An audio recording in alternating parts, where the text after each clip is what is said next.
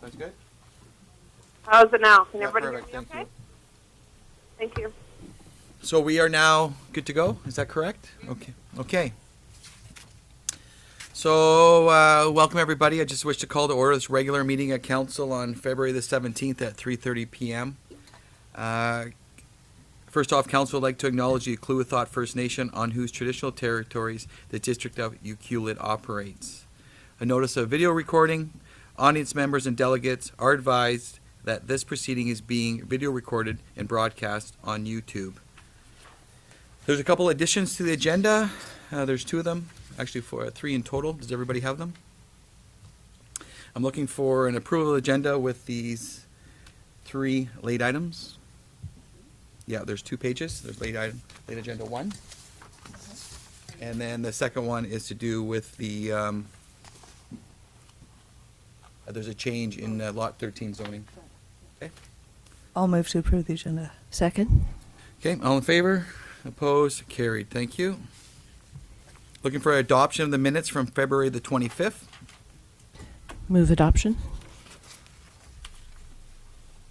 I'll second. Any errors or omissions? Councillor Hort or McEwen? Under Councillor Reports on page 8, Councillor Cole and Councillor Hoare were not at the Mayor's Lunch. We were not. Spiritually, they were. Yeah, always. They wanted to be always. there. You guys always want to be there.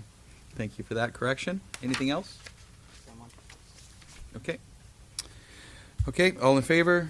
Opposed, carried. And just one comment there, just again, Councillor Kemps is phoning in today. And Councillor Kemps, if I don't hear anything, I'm going to make the assumption that you are in favor. Otherwise, just speak up, okay? Is there any unfinished business? None heard. I do have a mayor's announcement, just with the events that are going on, globally.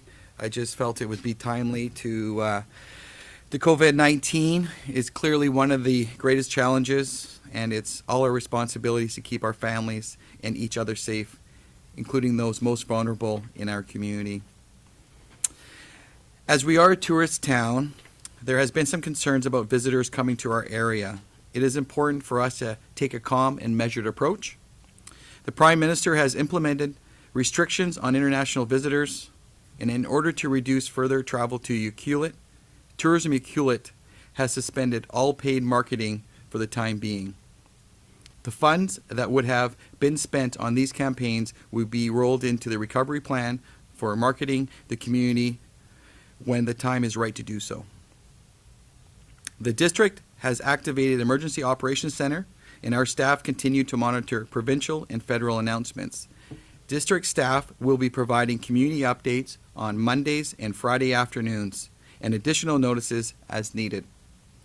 Council meetings will continue as regularly scheduled for the time being, and residents are encouraged to view the meetings on District's YouTube channel. While the District office and community center have been closed to the public, staff are available during normal working hours by email or phone. Just a couple housekeeping items for everybody to be thinking about in the community. Please assist the district by watching what you put down in the toilet. Wipes and paper towels, there's been found to be in a lot of communities now that are starting to cause a lot of problems in the sewer system. So just a friendly reminder, just watch what you're putting in the toilet. Sounds like a silly thing, but we have to watch our exposure to our public works crews. Also, just a reminder that all garbage is to be placed in proper bags at curbside. District staff and our council are committed to ensuring that services continue as normal as possible. We recognize the dramatic impact COVID is having on our community right now, and we are actively exploring options and listening to our community to how we can best assist. We're all in this together. Be responsible, help your neighbors, and stay in touch with your loved ones. And I think it's just this is just a real life topic for all of us, and we just gotta help each other out and remain calm in this situation. I will be meeting with Mrs. Osborne tomorrow morning, and we'll be on the radio just kind of as it develops go. We just really want to have a united voice on the West Coast, as I know that the staff are working with their staff and keeping our messaging the same. Since I'm talking about that, and again, I do have a medical professional here, I'm just going to pass it off to Councillor Cole if there's anything that you wanted to share to put you on the spot. Perfect. Love the spot. No, from my point of view, the things that we're seeing in the community are increased call volumes based on anxiety, and everybody is just encouraged to continue doing what they're doing, making sure we're washing our hands, something we don't think about. And because this is on video, I can probably look back and see myself how many times I've touched my face. And we just have lots of glands and things going on our face. So anytime we're touching our nose, doing that with our eyes, whatever it is, if we keep our hands off our face, that's one more step. So washing our hands, keeping your hands off your face, distancing yourself as much as possible. And when there is the 811 number, so when you are feeling that you may or may not be sick, maybe you should or shouldn't go to the hospital currently has a tent set outside, so that if you have any of the symptoms and you show up at the hospital or the ambulance takes you to the hospital, either way, regardless, that you are being triaged through the tent and not even going into the hospital, where you are tested in the tent. This is to obviously prevent, because we are then with our symptoms going home and self-isolating. And we are self-isolating in precautionary measure. There's the social distancing. Right. There's all these things that we're taking into precaution.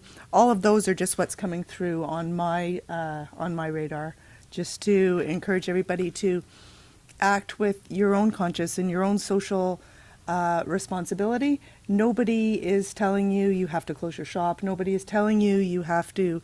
The suggestions are be safe, be smart, take care of each other, and when the time comes, if somebody does say close your shop, then you have to close your shop.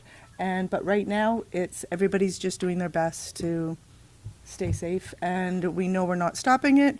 Again, we're just flattening the curve, and I'm sure everybody has heard these terms, and we just want to slow things down so that the healthcare system doesn't collapse. And we were already at pretty full capacity without COVID. So it's important, especially with our limited resources on the West Coast. We're currently doing analysis to see how much oxygen we have on the West Coast, how many people could be utilizing oxygen, should we need to, between the hospital, the ambulance stations. We're just trying to collect all our resources so we know what our inventory is as far as personal protective equipment, etc. So all that's happening behind the scenes, and all meetings are going virtual, and all events have been canceled. As a community paramedic, I will be mandated to see my clients only when necessary, and to just help instill in them ways to stay safe and not be a vector. So being tested myself, and yeah, it's just all the information you've already heard, and erring on the side of remaining calm is extreme. I can't emphasize enough. Everybody just needs to remain calm, and this too shall pass. Perfect, thank you. Yeah, social distancing, and there's a lot of people self-quarantining, and I just really want to just acknowledge those people that have traveled long and far, that they're taking those measures, and the community appreciates those kind of steps. That is as a civil duty. So thank you. I'd rather be in Mexico. There's a few people, but the situation we're in. Okay, public input. Any members of the public have any comments or input? Okay, hearing none. We have 3 correspondence items. Anybody want to tackle any of them? There is obviously a response back from the $10 daycare.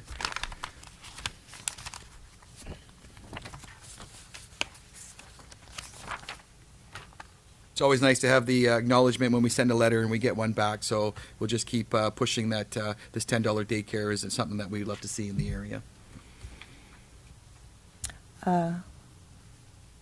May I speak to? I think that Jens's comments, I think we all realize that federally and provincially that there will be, this is a global issue. It's not just, we're not just one community that is, have these issues and need help. And I think that we all realize that there are going to have to be measures taken from both the federal level and the provincial level moving forward to have the trickle-down effect is massive on private business and such. So we all acknowledge that we only have so many tools on our belt to deal with these things at this point in time. I did, although he sent the letter, I did get in depth at the last last budget meeting where he did bring that up, and I just dive into it a little bit. Anything else on any of those items? No? Okay. No information items, council committee reports. Does anybody, we'll start with Councillor McEwen. Thank you. On February 25th, I attended the Ucluelet Chamber of Commerce AGM here at the Community Centre, and that was well attended, some good presentations. February 27th, I attended a full-day West Coast Stewardship Corridor meeting in Atatsu. There were 18 of us in attendance representing First Nations, the park, our local communities, and it was a really great day of sharing ideas and getting started on this potential program to create a wildlife stewardship corridor. March 1st was the Wild Pacific Trail annual retreat at Blackrock from 9 till 4. Another really great full day of brainstorming and idea sharing. March 4th I attended the Wild Pacific Trail meeting. And on March 12th was our budget meeting. That's it for me. Thank you. Councillor Kemps? Hello, thank you. So on February 26th, there was a Ucluelet Secondary School PAC meeting. We are working, there is some concern. Can everyone hear me okay? Yes, we can. Oh, okay, lucky you. There is some concern about getting the proper messaging out. There's a lot of grade 8 parents that are very concerned about the alcohol use in and outside of our school and on weekends.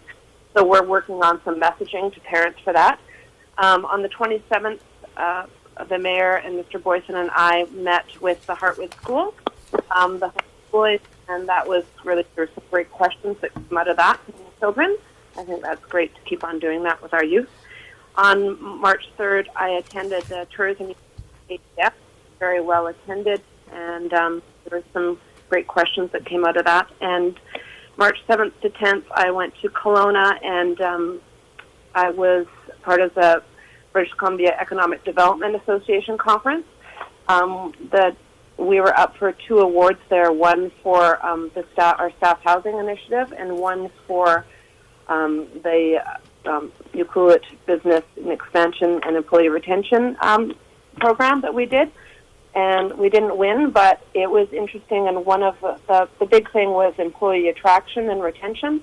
And I was attending a breakout session, and all of a sudden our employee attraction video came up and said that they just noticed it, and they were very happy. And then I spoke about it, and there was a lot of questions that came out of that, which was great. And March 12th, again, we attended the budget meeting. Thank you. Thank you. Councillor Hoare? Other than meetings that have already been spoken about, I, on March 11th, attended the Aquarium Board meeting, and they had a very solid opening day, given that it was sunny. They had over 100 people in the aquarium, which is pretty good. They have a new exhibit that's arriving this week. But the big thing that happened was that... Can you tell us what the exhibit is? No, it's a big tank to Oh. be an exhibit. Oh, so, I thought, okay. No, it's not. I thought it was a It's- special creature they were bringing. No, sorry. The big news was that Bill Morrison, who has been president or VP on the board for over 15 years, stepped down. So there will be some changes. And Jim,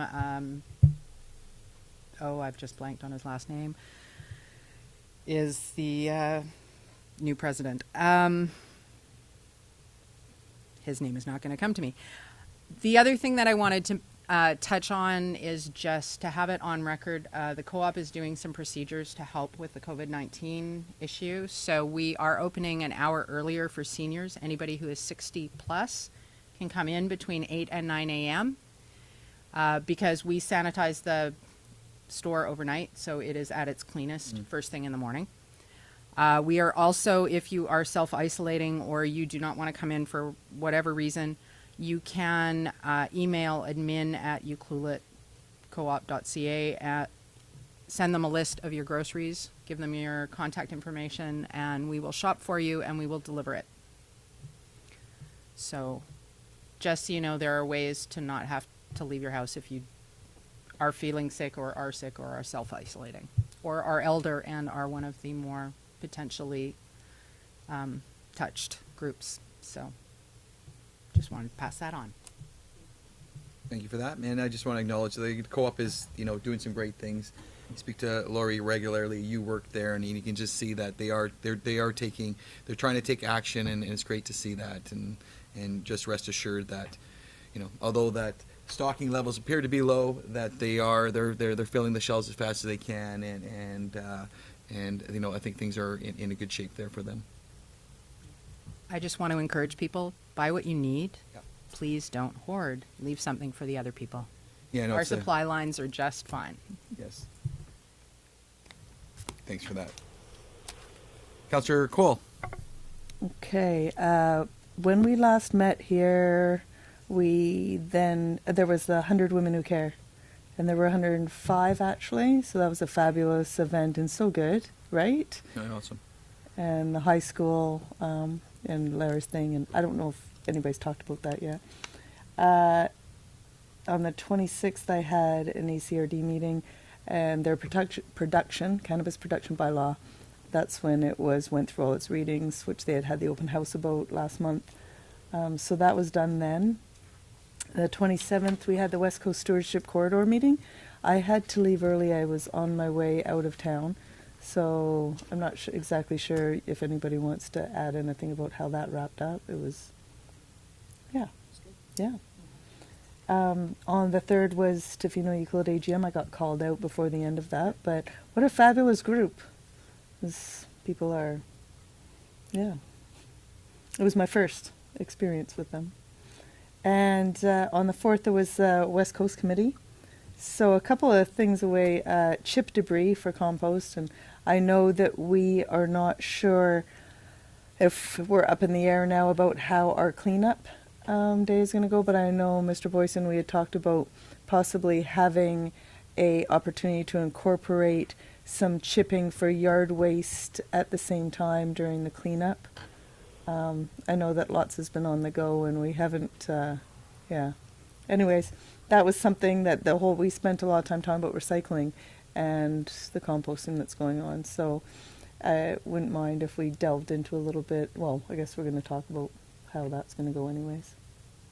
And then I called into the ACRD on the 14th because I was on the road. It was very difficult. There were several people calling in all at the same time. So the meeting was hard to hear. It was the most people they'd had call in, so not present in the room. It could be a theme going forward. I think it's going to be very difficult to have some of these conversations. I mean, I'm used to the teleconferences. Teleconferences are actually easier when nobody's there, but when half the people are there and half the people are on the phone, there's an added sort of odd disconnect. Anyways, we did have, we were on the agenda. Oh my God, what was it called?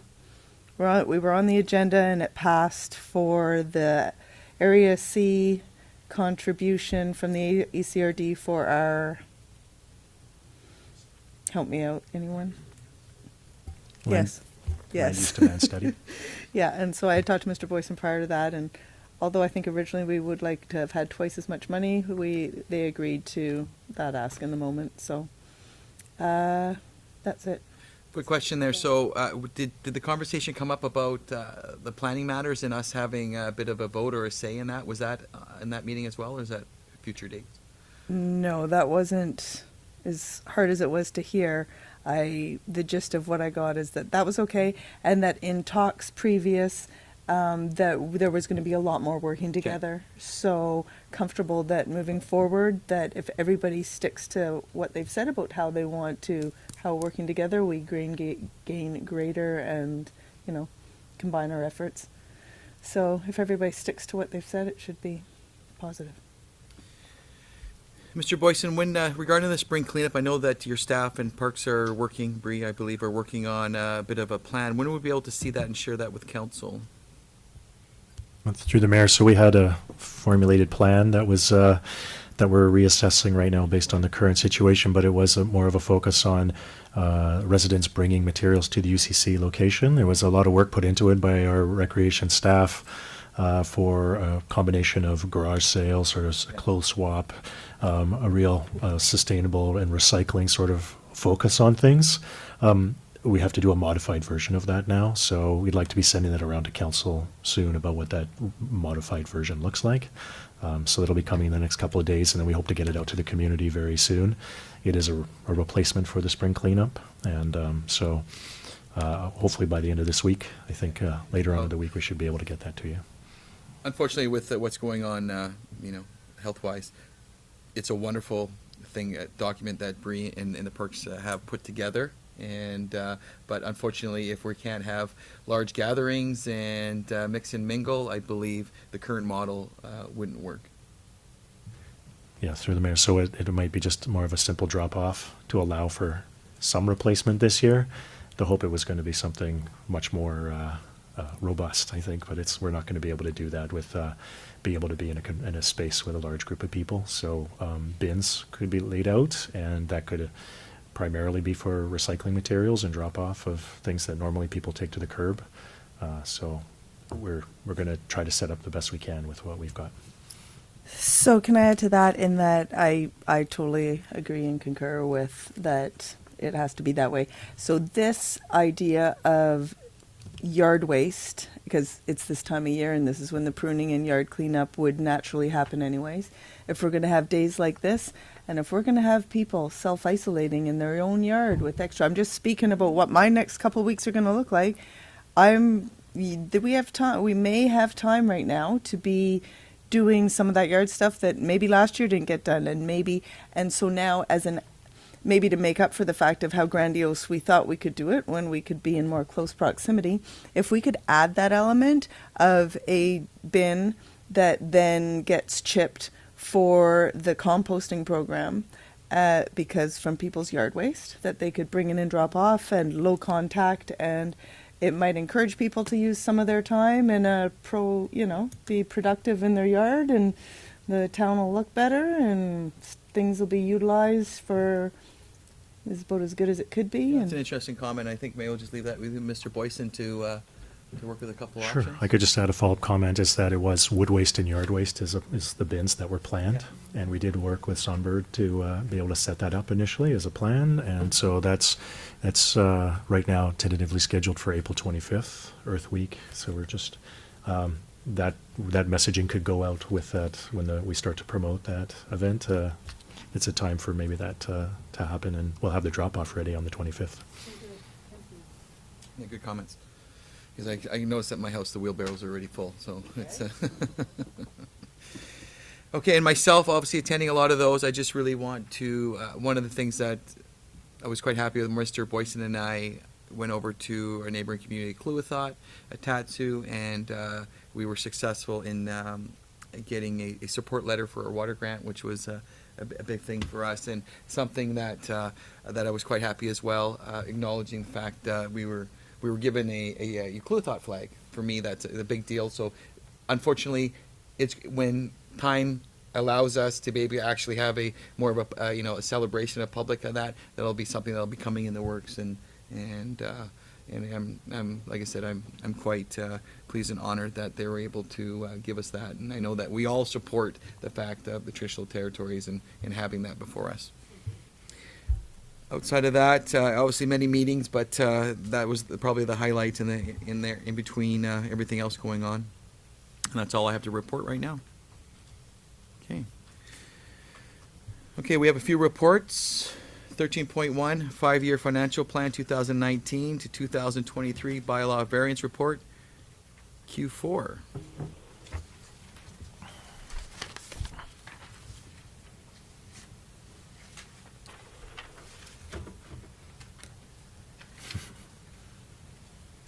Welcome, Ms. Monteith.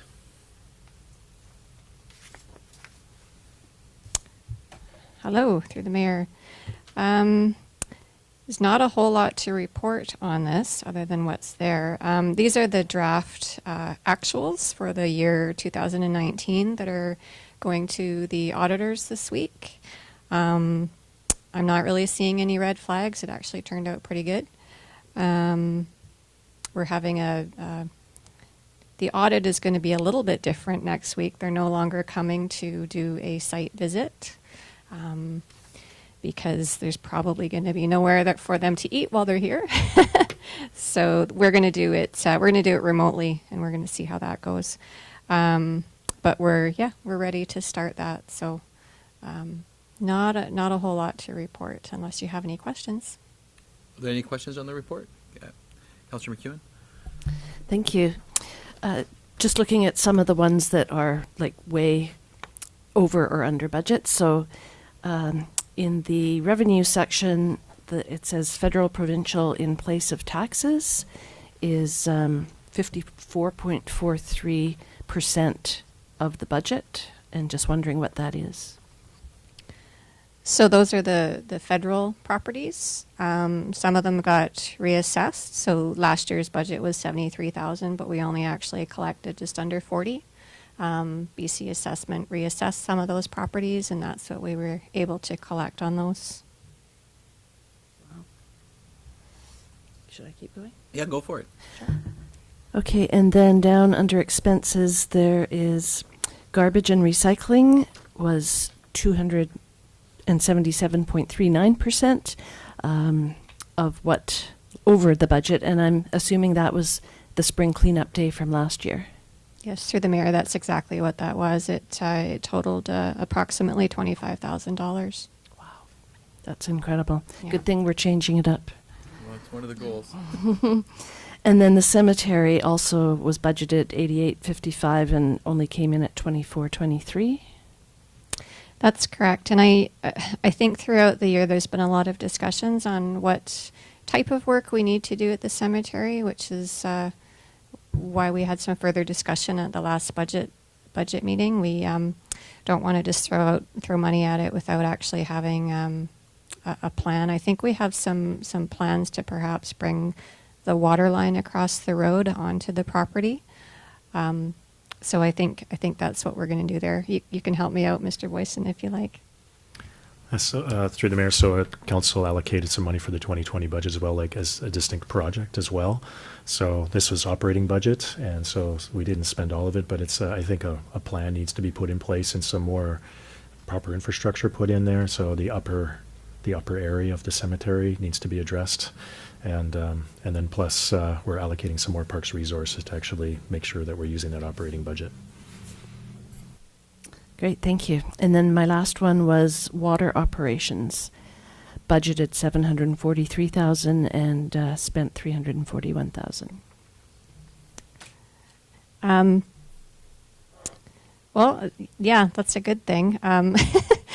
We have water and sewer are somewhat difficult to budget on the expense side because we have to have a lot of contingencies in there for old infrastructure breaking. So we're fortunate this year in terms of our water program that we didn't have a lot of water main breaks and things like this. So what we do in those two programs is any large surpluses stays within that program. So the year will flip over, that will stay in the water future reserve fund, and same with sewer. So we're not just going to spend money because it's there in the budget, so we'll just flip it over into the surplus for next year. Thank you. You're welcome. Any other questions from any councillors? No, I think you're good. Thank you, Ms. Monteith. Appreciate it. 13.2 Quarterly Projects Update. Well, through the mayor, so I'll just, this is our year-end update for 2019 for projects, just like our financial reporting, and we've been consistently providing this along with an status of the projects. And so we try to provide some tracking. It's not, it always can be improved upon how we try to provide some numbers to things, and we show you these numbers, but they do give a decent indication. of where we're at with these projects. And so we try to put a completion percentage next to each of the projects in Appendix A. So overall, we're at 83% for the year if you take the average of all the work that was done. We have most of the projects that were not completed have moved forward into 2020 for completion. Several of them are multi-year projects. And then in Appendix B, we also have a status of how moving forward on the strategic plan and how we're progressing on our status of that for council. Other than that, I don't have any other comments for you.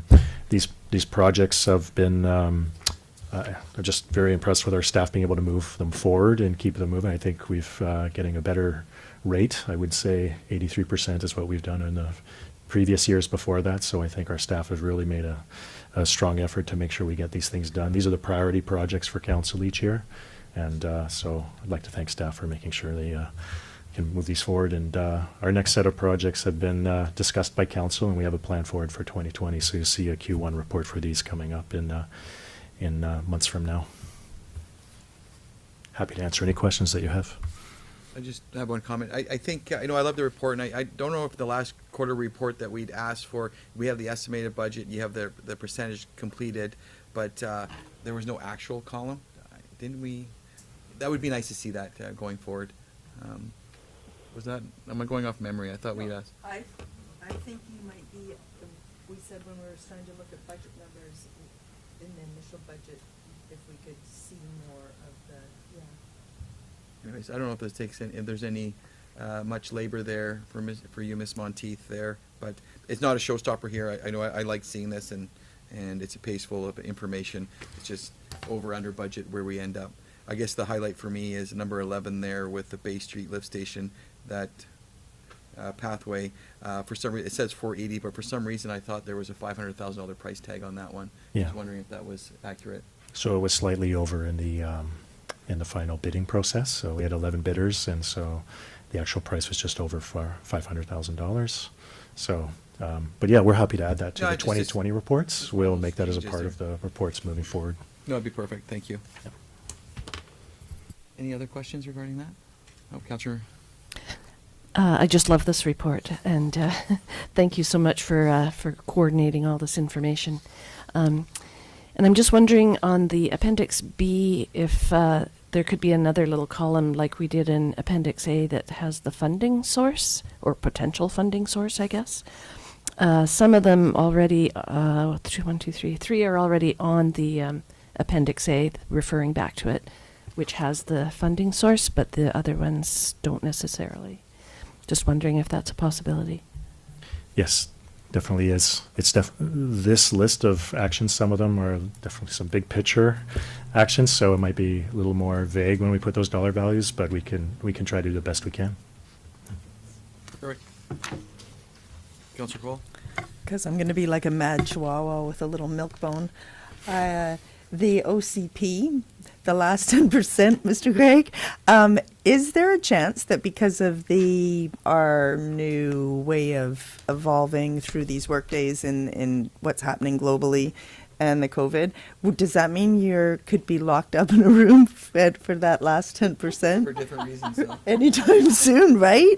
Does that help or hinder the outlook on that last 10%? There's a different microphone. Through the mayor, we literally tomorrow, since we have a little report on the agenda this afternoon Yeah. about a development application. We've been really pressing on that. And Right. next on the list is working on the OCP. Thank you. We have been working on it up to this point, sort of as time allows, but yes, I will be focused primarily on that literally tomorrow. So good, thank you. Anything else? Councillor, anything? Councillor Kemps, you've been quiet. Any comments so far?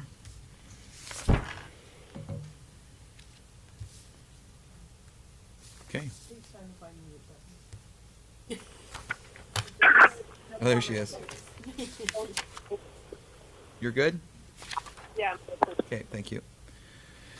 Okay, 13.3, checklisting February 2020. Any questions? Nothing? Okay, just for information. Resolution tracking, February 2020. Any questions?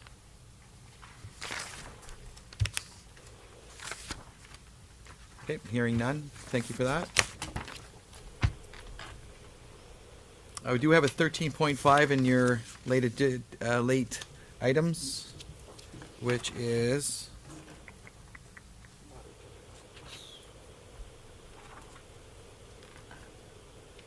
this is our council meeting scheduling verbal report, 1.2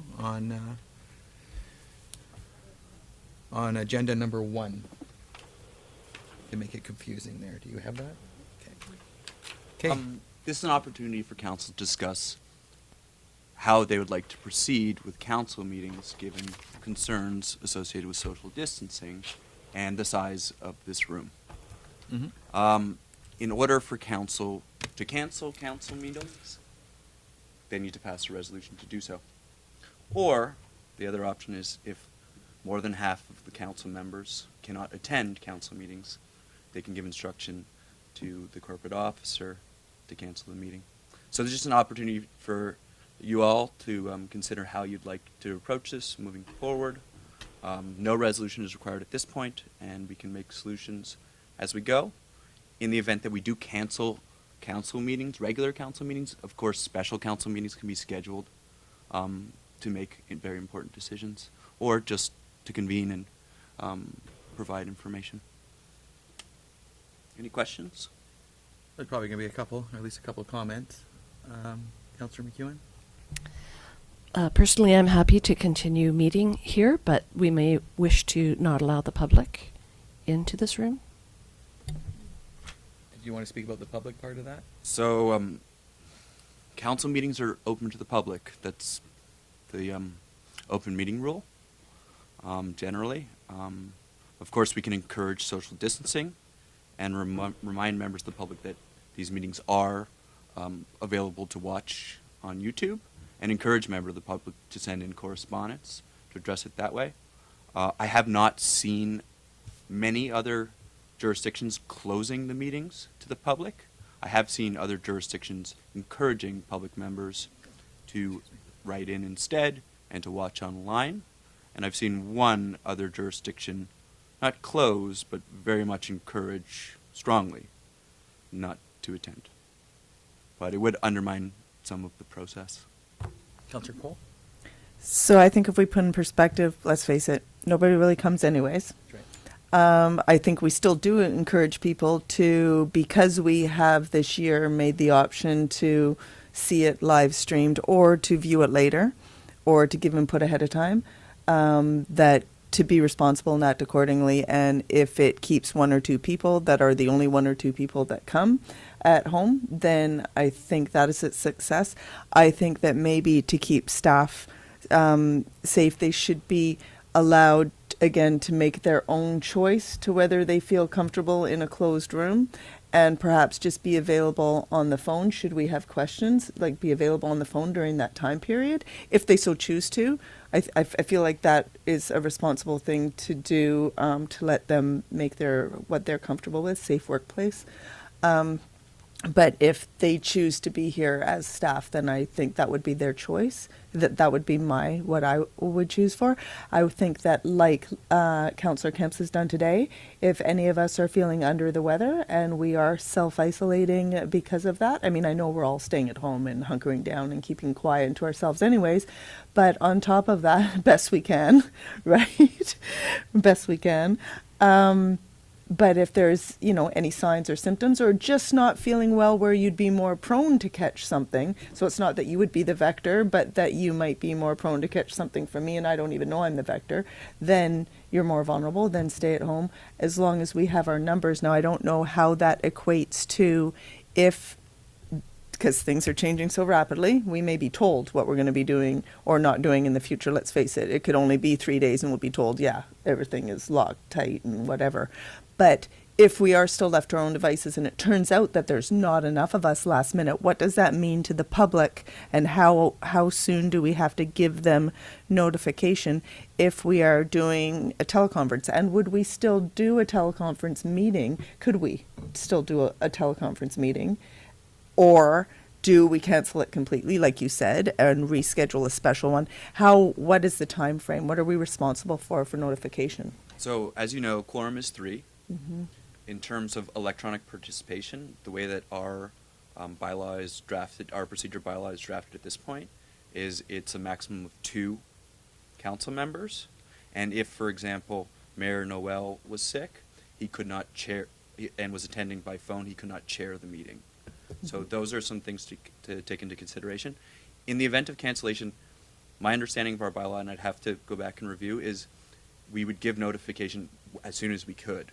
I don't believe there's a 24-hour window there or anything along those lines, but we just have to get back to the public and let them know immediately that that was the approach. And I think our approach in that case would be notification by way of Facebook, by way of our posting boards, and then by way of our website. I think one of the things that we need to do when we talk about calmness and about what we're doing, I think that, you know, the information that we're giving, I think we're taking the right measures.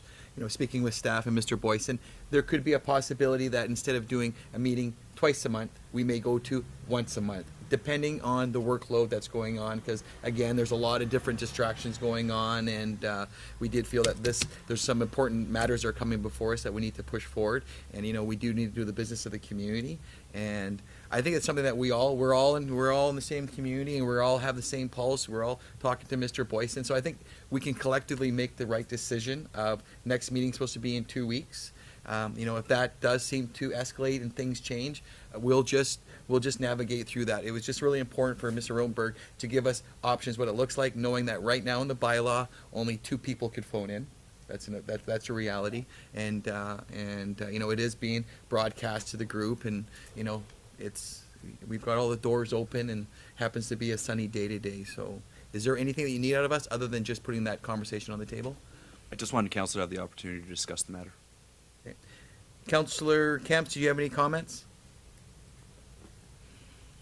Yeah, I was wondering, just Mr. Rotenberg, is there a chance to update the bylaw at all? Is that what you're asking for? Is if need be to add in that more councillors and the mayor can phone in instead of being sitting there? Because who knows what's going to happen next week, next couple days? Like, is that what you're asking for? So at this point, we're not introducing an amendment to the bylaw.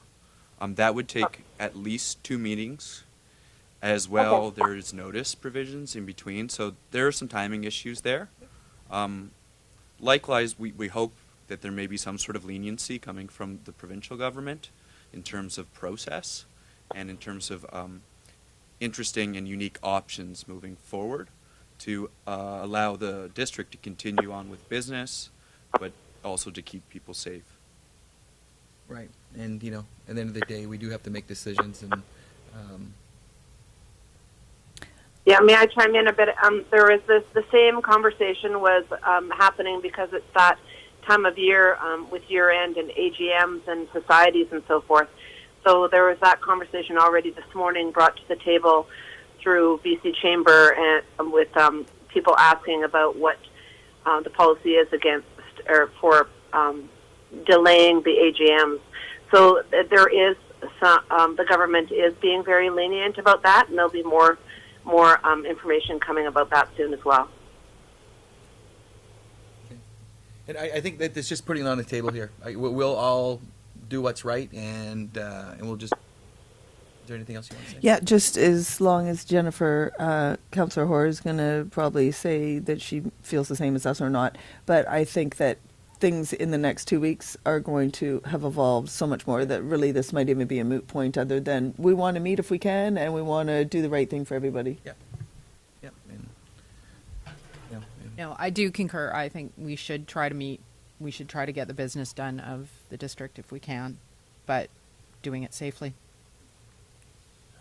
And that being said, being on the front line, if I am exposed, I will call in. Yeah, and I think we'll all do the right choices, and appreciate that. Any final comments? Thank you, Mr. Rotenberg.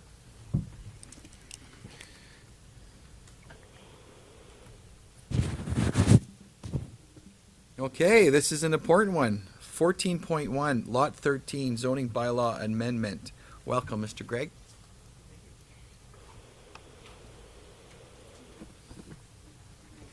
Space for the applicant to maybe some questions.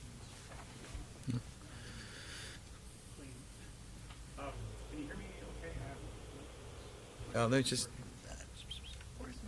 Would you just can you speak up a little bit? Turn it on. Is that better? Oh, you are number 7. Go ahead, try it again. Can you hear me now over the? Okay, so I need to project a little bit, but also this way I can point at some of the things. So this is the rezoning application, and there's a number of pieces involved for Lot 13, Marine Drive. So this is the affordable housing proposal by Andrew McLean, who's here today. I thought there's quite a bit of information in this little report that we put on your agenda. 135 pages, that's right. Yeah. So what I think what I propose doing is I'll go through maybe there's 13 recommendations to take care of all the different aspects of this. Maybe I'll go through them one by one. As we do that, we can kind of raise the different elements of the application. So there's some new information that's been provided, and if I just sort of go through, sort of one by one to make sure everyone's clear on what the pieces are and what the recommendations are, and then if any questions, we can sort of fill them as we go. So what we have in sort of the updated plan, this first slide here. So this is a rezoning proposal for Lot 13 to be subdivided into 33 lots. As it is sort of shaping up here, and with the agreements that are attached, this would be a fee simple subdivision. And I'll use the dot point of the one that you can see here. So it's 33 lots that are shown on the property. Fee simple, so that really means that the roadway that's shown would be public road, so that becomes district road property. And this diagram, which I've blown up on the left side of the slide, it has sort of shows the lot layout, and this darker gray is what would be kind of road dedication, and then the hatched area would be some park dedication over on the west side to sort of expand the buffer along the stream on that side as well. So that already the stream that's next door, it runs through a band of park space. So this would be a widening of the park space as part of this. So that's so the way it's sort of shaping up. Of those 33 lots, 6 are shown to have secondary suites. So that would be the lots that are down sort of mostly towards the road. On either side, there's sort of like 1, 2, I think it's 4, 3, 5, and then there's one up in the far corner up at the top here, one of the larger lots where that also has secondary suite. Those lots with secondary suites are shown with an additional parking space for the suite. And so of those 33 lots, the proposal is that 24 of them would be ownership under the BC Housing Affordable Home Ownership Program, and 9 of the lots would become rental properties. So the application has both, there's a rezoning bylaw and a housing agreement bylaw that's in your agenda package. The housing agreement bylaw sort of has the 2 forms attached as schedules, so that those would be then registered on the title of the properties. As the subdivision happens and those 33 lots were created, they each get their corresponding agreement that's registered on title. So I mentioned the road. It's what's being proposed is a 10-meter road right-of-way. So that standard is 20. The old surveyor's chain of 66 feet is the standard road width. So this is a lane type standard that you see in some communities. So what's being proposed is a 20-foot wide or 6.1 meter road within that. So that would require a variance to our standards. And really the reason for that is it's really building the minimum that you would have that would work for emergency access for emergency vehicles to reduce costs. This would be a modest lane, very compact little neighborhood essentially. So it strips out all of the extra costs of additional pavement or curb, gutter, sidewalk, all the rest of it. So as I noted in the report, by nature that would make this a very low-speed lane where you have a lot of driveways and a lot of entrances, and the road would be shared with bikes and people, and but this would become a public road. It's previously there was some thought that it would become a Bearland strata. One of the advantages we recommend of taking this approach is that it takes all the strata fees out of it for the future owners, which in the long run improves the affordability of this. It's really, although this is not a typical road, it would become public road, so we would maintain it in the long run. The district would own that road, and it would become infrastructure that we take on as part of it. The lot sizes, I just noted on the slide there, they range from about 1,850 square feet to up in the upper corner. There's a couple of sort of odd, larger size ones. So those are the ones that are shown as having the additional suite. The largest is about 6,500 square foot lot. So they are definitely smaller. On average, they're around 1,500 to 2,000 square feet. And so also in the dimensions here. So 31 by 65 is sort of what they're showing is a typical, it's a very compact single-family lot. And 31 by 96 is sort of the larger ones that are a little deeper, so they have the suite attached in the back. But again, these are being proposed to be fairly simple, but it would be you own your lot, you own your house. It's not a strata, it's not common property or anything like that, but these would be fairly straightforward sort of home ownership as being proposed. And I'd mentioned earlier park on the west side and covenanted buffers on the east and the north side of the properties have been shown, as well additional dedication along the side. The zoning bylaw that has been drafted, that is up for, and we're recommending first and second reading of this bylaw. It would do a couple of things. It would create a new R5 zone, so a compact single-family residential zone. So this would be, in some ways, it has a single-family dwelling as a principal use, secondary uses, secondary suite, and home occupation, like many of our. Can you speak up a little bit, please? Am I? Oh, okay. There you go. I think it's sort of flopping over a bit. I can either try holding it, but I'm going to have to hold it or.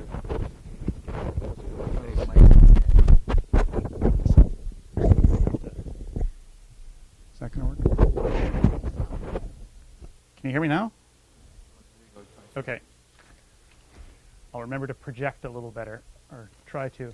So it creates a new R5 zone that has a minimum lot size of 150 square meters, which is quite compact, 1,600 square feet. So that's smaller than the minimum shown here, but that partly is because we're anticipating this zone as something that could be used for other rezoning applications if someone's trying to do a small infill lot, something that's smaller and more affordable.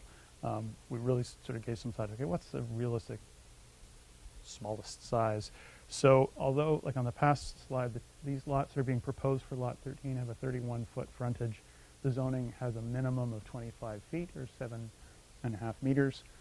So this really just would have something that's essentially on the books, that if someone were making an application, wouldn't pre-zone any properties, it would have to be part of an application there, but this is something that could be another tool that if we have some opportunities where people are looking for creating more affordable lots, trying to sort of set up the framework in the zoning for that. So fairly minimal setbacks, because these really are small lots. So you've got 3 meter setbacks in the front and the rear, and 1.2 meter or 4 feet on the side. And the other pieces of the bylaw, so this R5 would set up this new zone and then rezone lot 13 to this zone. It would also have there's a regulation on the bottom there that's saying that the no accessory building or access to a parking space can be located between the front face of the principal building and the street. So on very small, compact, single-family neighborhoods, sometimes what you see, and there's some, what I suggest are maybe not the most attractive examples of this, and some municipalities that have gone to very compact, generally more urban forms, is where people create the small lots, but then they try and get 2-car garages on each of them. So the front of every house becomes a garage door. And so this would essentially preclude that. To say, really, the pattern here makes it efficient use of the land the way it's being proposed, where the parking spaces really are in the side yards. So you park beside the house, so each house has a front door and a very small front yard facing onto the street. So you still have, and with the suite, part of that's covered, but generally you still have that sort of porch and front door can be facing the street as opposed to tucked behind a garage. So that is the other, I think, unique thing about this R5 zone. And I would just note that there is a development variance permit that's listed in all of the recommendations to council, because we have a couple of the lots, so it's 1 and 2 and 5 are ones where, because of the orientation of the suite, that new zoning rule would be broken. So they need a variance for those 3 lots. And then the other thing that that this zoning bylaw is, we are proposing to basically update the definition of the gross floor area. And so currently that definition of gross floor area, and that's, that part is on, I think, page 60 of the agenda, lists that amendment. Gross floor area currently has an exemption for garages. So floor area ratio is, part of the zoning regulation that allows for or regulates how much building mass can you have on a given lot. How massive is the total building? Our zoning gives an exemption to the garage. The garage contributes to the building mass. So that's something that, as we're doing this bylaw amendment, we're recommending that be taken out, so that basically the garage also has to count within the floor area ratio. On these lots, garages aren't being proposed. Really isn't going to affect them, but it's much cleaner of, okay, how much can you build on a single family lot? Oh, getting ahead of myself. Maybe I should just go back. Are there any questions on the zoning as it's been drafted before I move on? Nope. Okay. The next portion or recommendation, and I'm referring to the recommendations in the late agenda items we had sort of worked, not from the original agenda package. So number 2, we're recommending that council give notice of a decision to waive the holding of a public hearing.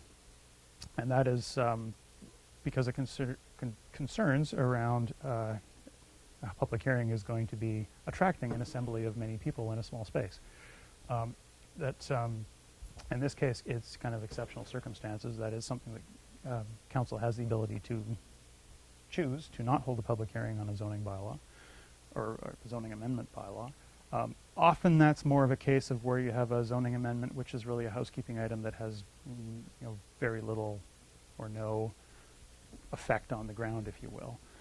In this case, what we're recommending, the third recommendation, is that council direct staff to do a couple of things. One, advertising and setting up, essentially we would use our website to put all of the information that we would put out in front of a public hearing, put it on the website where everyone can access it, inform themselves about it, have all the plans, everything else up there, the staff reports, so people can see that, and also to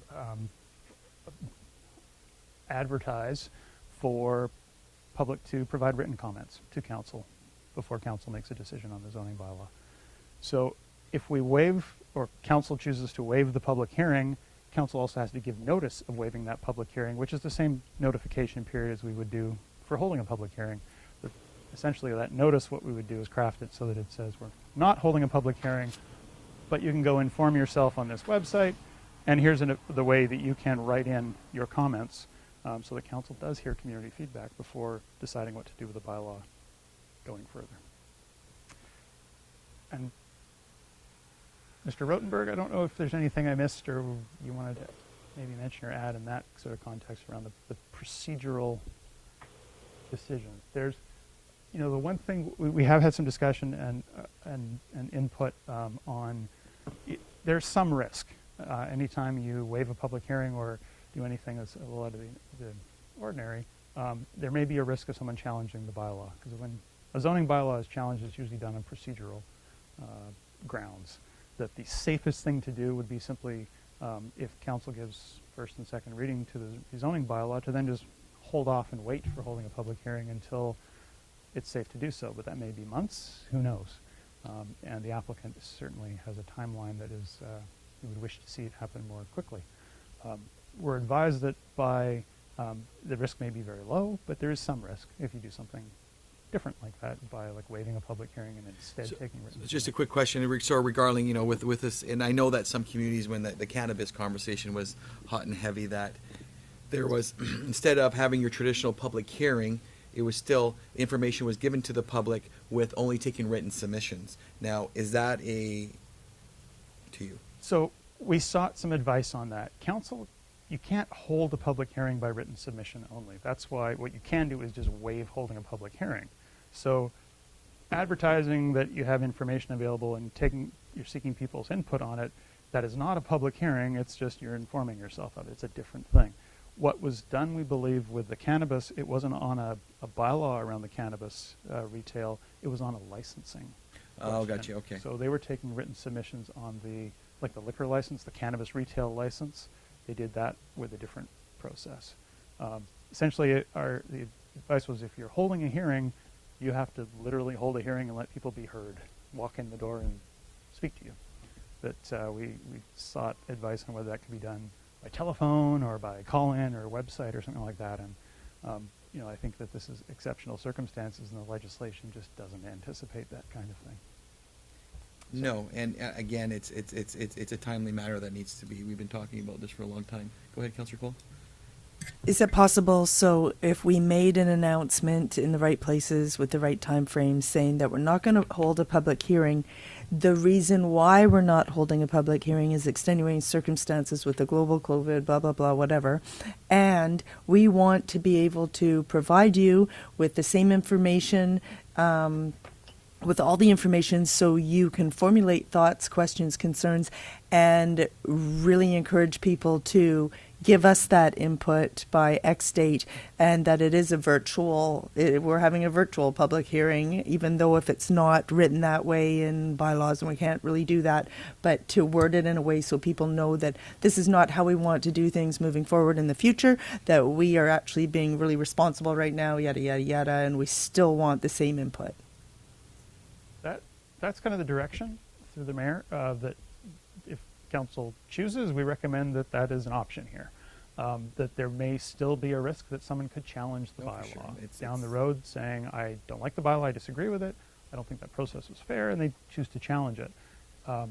Would you have a strong argument? We think Well, so, and again, we're recommending that this given conversation the has been circumstances. videotaped. So again, it's not like we didn't do our due diligence and have the discussion. And Yeah. are we going to wait till October to have that public hearing on something that there's no debating that's important? So Right. And we have no timeline. We don't know if October is going to even be okay by then. We have no idea at this point in time. May I speak up for a minute? please do.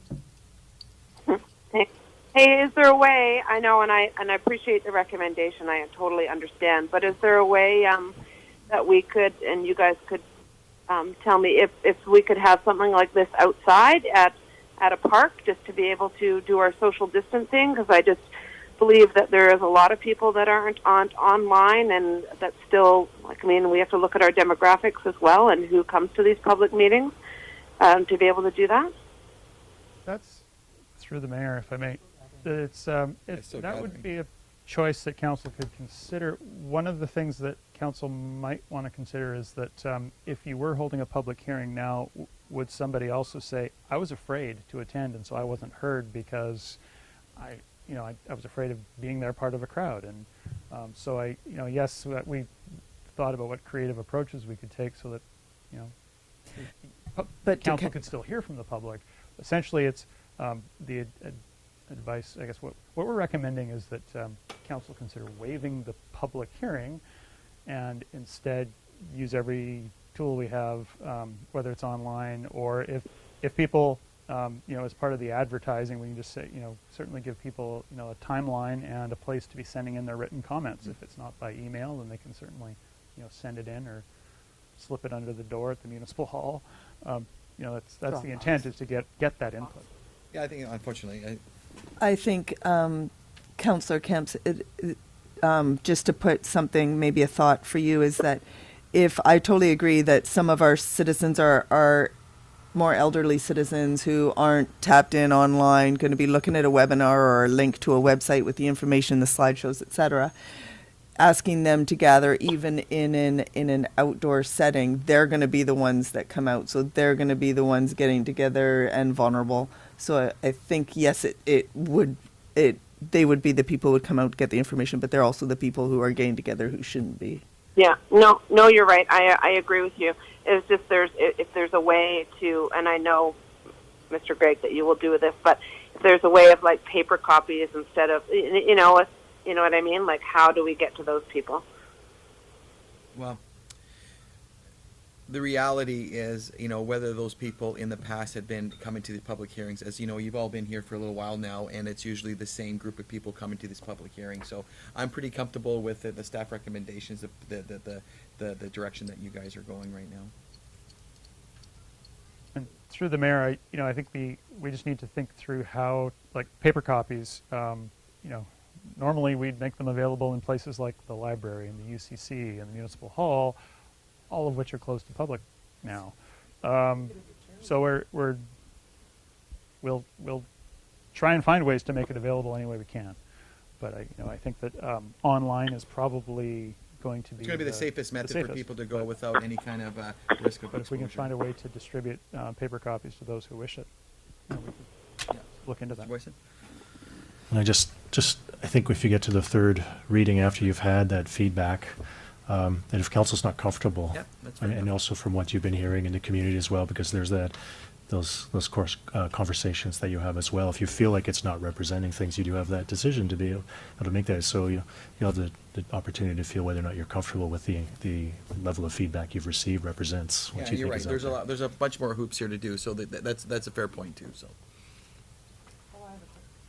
Does that mean that if we do hear things on the street and we've given this time period with this access to information and opportunity to give feedback, and we as a collective come back to the table feeling, you know what, there are lots of people who aren't happy with not being able to speak out in a certain form, then we can say, okay, well, let's back the bus up. We need to find a time that's safe and wait until we can be safe in having a public hearing.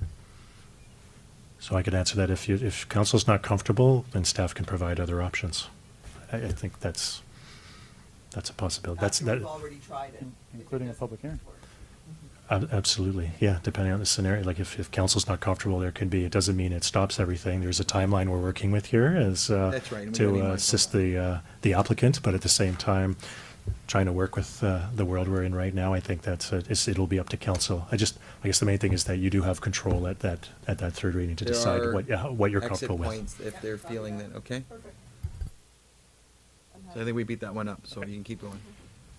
So the next really is that recommendation number 4 is that council give first, second, and third reading to the housing agreement bylaw, number 1270. So I was going to highlight a couple of things within the housing agreement bylaw. So essentially the criteria of who qualifies, who gets in to potentially purchase or rent this housing. And I should note these are listed, I think they're in the staff report on page 41, but in 68 and 75 are where the actual sort of draft agreements are in the appendices. So either a purchaser or renter, as drafted, the column on the left there, that the sort of draft agreements would have some criteria that a person would have lived within the regional district, so in the sort of broader area for a minimum of 2 years, and have worked a full-time minimum of a year on the West Coast, or they're a retired person who's been here 5 years out of the last 10, either working or volunteering on the West Coast, or is on income assistance is another possibility there. But really, sort of the 2 years in the ACRD, 1 year on the West Coast is kind of the minimum for someone to qualify. That's sort of suggested, and this this mirrors what sort of criteria are in housing agreements that have been done recently in Tofino for a number of their units. It has that wording of ACRD lived in, or is it? So the wording that where it says sort of has worked full time on the West Coast, the wording in the Tofino housing agreements is within Tofino. And so one of the things I mentioned in the staff report is it's hoped that we're going to be moving forward, that this is going to be seen more as the West Coast is. It's one It's a labor regional thing, pool, yeah. it's one housing market, and that it really is That'd be nice. something that, and you do have households where you have, 2 members working in the 2 different communities. So We are suggesting a little broader definition would be more appropriate. The developer has suggested has requested that this be a little looser. That the living in the ACRD a minimum of 6 months would be a little lesser threshold, and be really to have it open to someone who has proof of employment. So if someone has just been hired and is moving to the West Coast, that would qualify you potentially if you otherwise were qualified. That's what they're requesting. This the other two are common. Say that either under the home ownership program with BC Housing or the rental, it would be that you don't own other property anywhere in the world. Is the wording on it? Since you're not already a property owner, this isn't your second home. And meeting the income requirements. And so the income requirements, I'll pause there, see if there's any questions about. No, I think there may be some questions for the applicant on that. So perhaps we'll just, rather than get back to it, Mr. McLean, if you don't mind getting to the microphone, and we'll just dig in to see why you feel that that's important to have those options before you. Turn their mic on there. Sanitize it, not me. I think putting a lot of healthy there, right?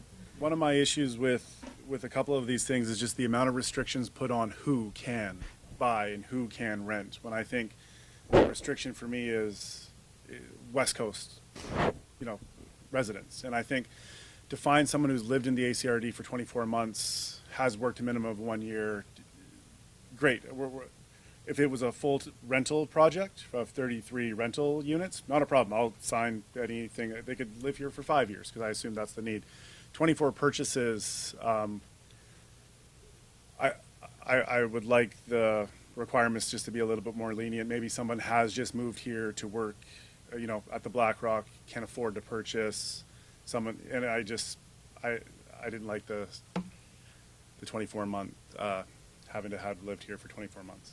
That was kind of my thought. I personally, there has to be a little bit of compromise there. I'm not nervous about the 24-month because we're giving the whole breadbasket to the entire West Coast for one. I'd understand that you're concerned a little bit if it just said Ucluelet, District of Ucluelet. It's not. It's saying 24 months for the entire region. I know the retirement one. I know that's a growing population in our community. There's definitely that's coming to town. From what I know of a lot of people that are looking for housing, they've been here over that 2, 3, 5, 10-year threshold. Okay. And this is the audience when I get cornered. I imagine everybody's like this. It's like, when's this coming? How do I get my name in it? And these are not new people to the community. Not that the new people aren't important to get the housing part. Of course. But it's just the 6 months to me is a little bit weak. I just think that it just it doesn't take long to be somewhere for 6 months and all of a sudden that you qualify. I would say that after you were to sell your lots and 2 years down the road that someone goes to sell something and hopefully there's the situation calms down a little bit, that if you were actually looking for the next person to take over this residence, that could, I think on the resale, you could be looking for that kind of minimum requirement of 6 months because you may not have a lot of people on the market, but on the initial go of the people that are definitely looking for housing, that live in town, that are community members are contributing, that the 24-month thing is something that I like to see there. And I apologize that I don't want to feel like that we're hog-tying you here a little bit, but it's just that's enough here. You go ahead. Okay. No, most I'm just concurring with what the mayor says. I think that we already have such a need for people who've already committed and been here and becoming part of the community and working hard and finding ways to stay here, to continue and raise a family and make roots and have a history here. They're already here and there's already that need. So to open it up and have competition to create a greater problem by bringing more people, we already need to solve the problem that's here now. So I would like to see us not lower the threshold of requirement, because I really think that you won't run into a problem not having people qualify under the way that it's already stated, especially that it is the ACRD. So that's people who live in Tofino or who've been squatting in Tofino this whole time, saving their money, working until know- they could find a place that they could afford. So And you're going to burn up 6 months from the time we're talking to the time you open up your first door. So again, you know, their time is burning here. So it's not like it's. I So think you really, when I talk about from today to the time you cut your ribbon, if you want to go on the left hand of the bylaw 1270, putting something like 24 months is really, in actualities, means that you've only lived here for 18 months because it's your project starts and you get the math. Yeah, no, I get that. I think I'm listening to the people that are advising me. So Okay. you know, like I'm not. Oh, your advisors? Are you asking? Are you getting your advisors are letting it, or are there people that are curious about buying a lot or saying that? Both, actually, to tell you the truth. Yeah. So, you know, the people who, I mean, we have a mailing list, you know, with a little bit of marketing that we've done so far of, you know, over a couple hundred people. And I would say probably half fit in the 24 months out of that. I mean, we only need 24 purchasers, right? You know, Right. as a realtor, I'm not going to be selling this project. You know, I'm gonna, Judy Gray is the West Coast as far as realty goes, I believe. And so Judy has really been helping me a lot with this project. And she said that 24-month could be a problem. The interest that we have had are people who have just been hired by somebody also. You know, if somebody meets the minimum, you know, the purchasing requirements as far as income, I would hate to have to shut the door. Also, if you know, we're going on the basis that we're gonna be able to fill 24 homes with purchasers. If we can't, I know I have the ability to come back and ask for hardship, which I think that's what I'm trying to avoid is Right. coming back to you at a later time and saying, hey, you know, can't sell these, you know, can we loosen this? So If is- that's Yeah. You'd rather do that? No, Okay. and I actually make one more. Just if there was an opportunity in the wording, where you excel in, Mr. Gregg, it's like the you know whether you guys are working on a scoring list of who qualifies, because that's going to be the big one. You know, you've got 24 units, you got 45 applicants, and now it's going to get the uncomfortable. You know, is the retiree more important than the 25-year-old with one kid? You know, all that kind of stuff. So. Maybe there's an opportunity to throw in, not to cloud it, but I'm going to. It's if there's a scale chart of, you know, you're here 24 months as a 36 months opposed to 6 months. I understand where you're going, and I see that, and I'd hate to see that you're open for 6 months and you're having struggles selling it, but. You know, and again, I'm going to be the devil's advocate with the situation that's happening before us right now. There could be a bit of a change of people that think that they're going to have a housing situation that, you know, when this actually is ribbon cutting in whatever time frame that you think you'd be doing the first one, the town could look different. do regular interest rates and how they're plummeting and how that applies to this as well. Yeah. So actually, in essence, it's going to be better for the peeps as long as they already have their little nut they've been saving while they've been renting to get into the market. Now's the time. Like I wish I had money to buy something. Yeah.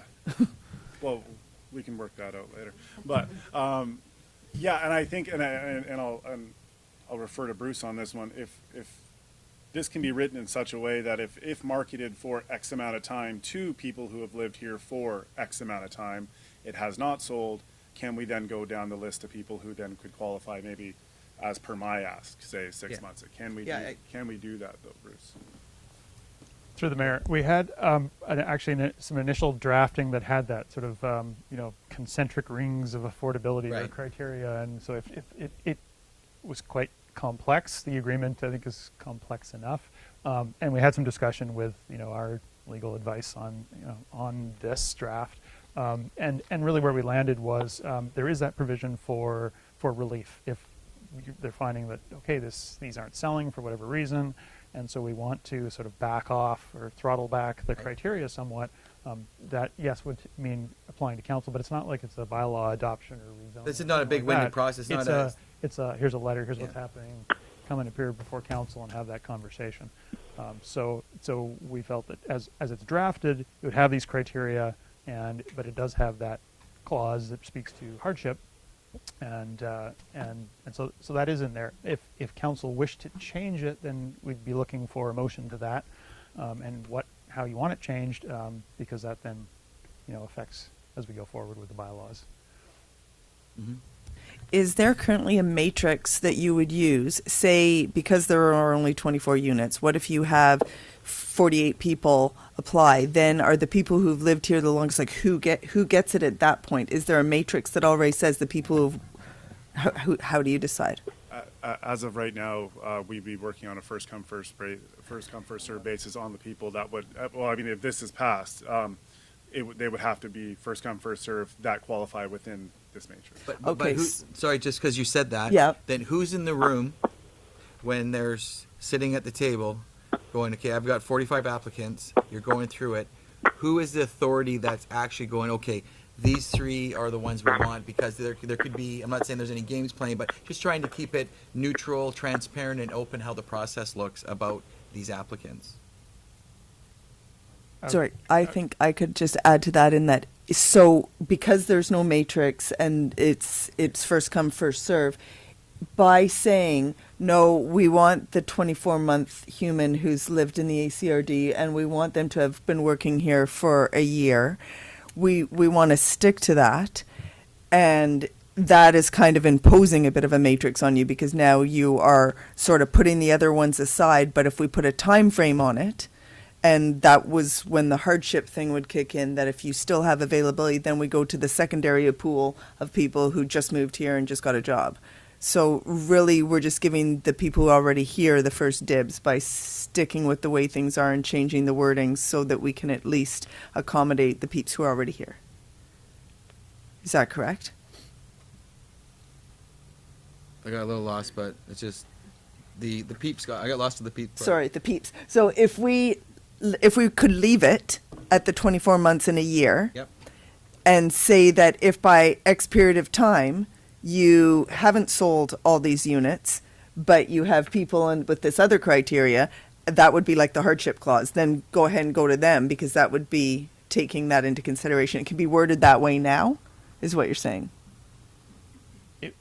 Through the mayor, it would certainly complicate the agreement. And the other player here I was going to mention is BC Housing, because what we're talking about is the purchase, the 4 purchase units.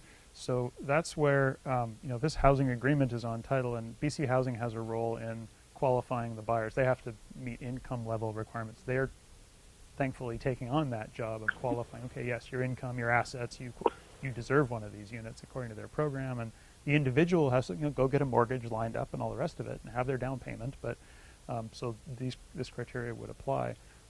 If what you're suggesting is, well, you think that they should be marketed for a minimum of X months before council would want to see it relaxed, then that could also just be an indication from council that if before going to that hardship provision, go try and sell them for 6 months or 9 months or 3 months or whatever that is, and then see if it's even necessary.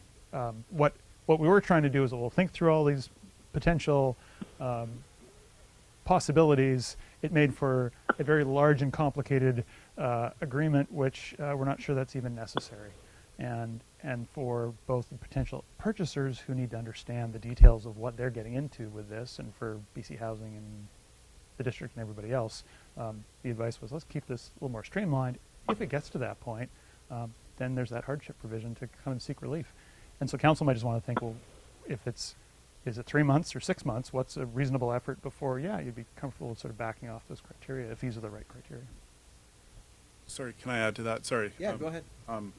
BC Housing's requirement is a certain amount of pre-sales to be involved in a AHOP project as well. So before anything really kind of gets going, I need How many, that. Andrew? Pardon? How many do you think they're going to need? They'll need 10. Given they'll need about 10. So, And which I'm not too worried about. I'm not worried about the Just 10. pre-sales It's just- before once this is all approved, he would need to. much time do you have for your pre-sale time would look like what? I'm in marketing, so it's pretty easy for me to get things rolling. So fairly quickly, right after building permit, development permit are approved. May I chime in for a minute? Yeah, go ahead.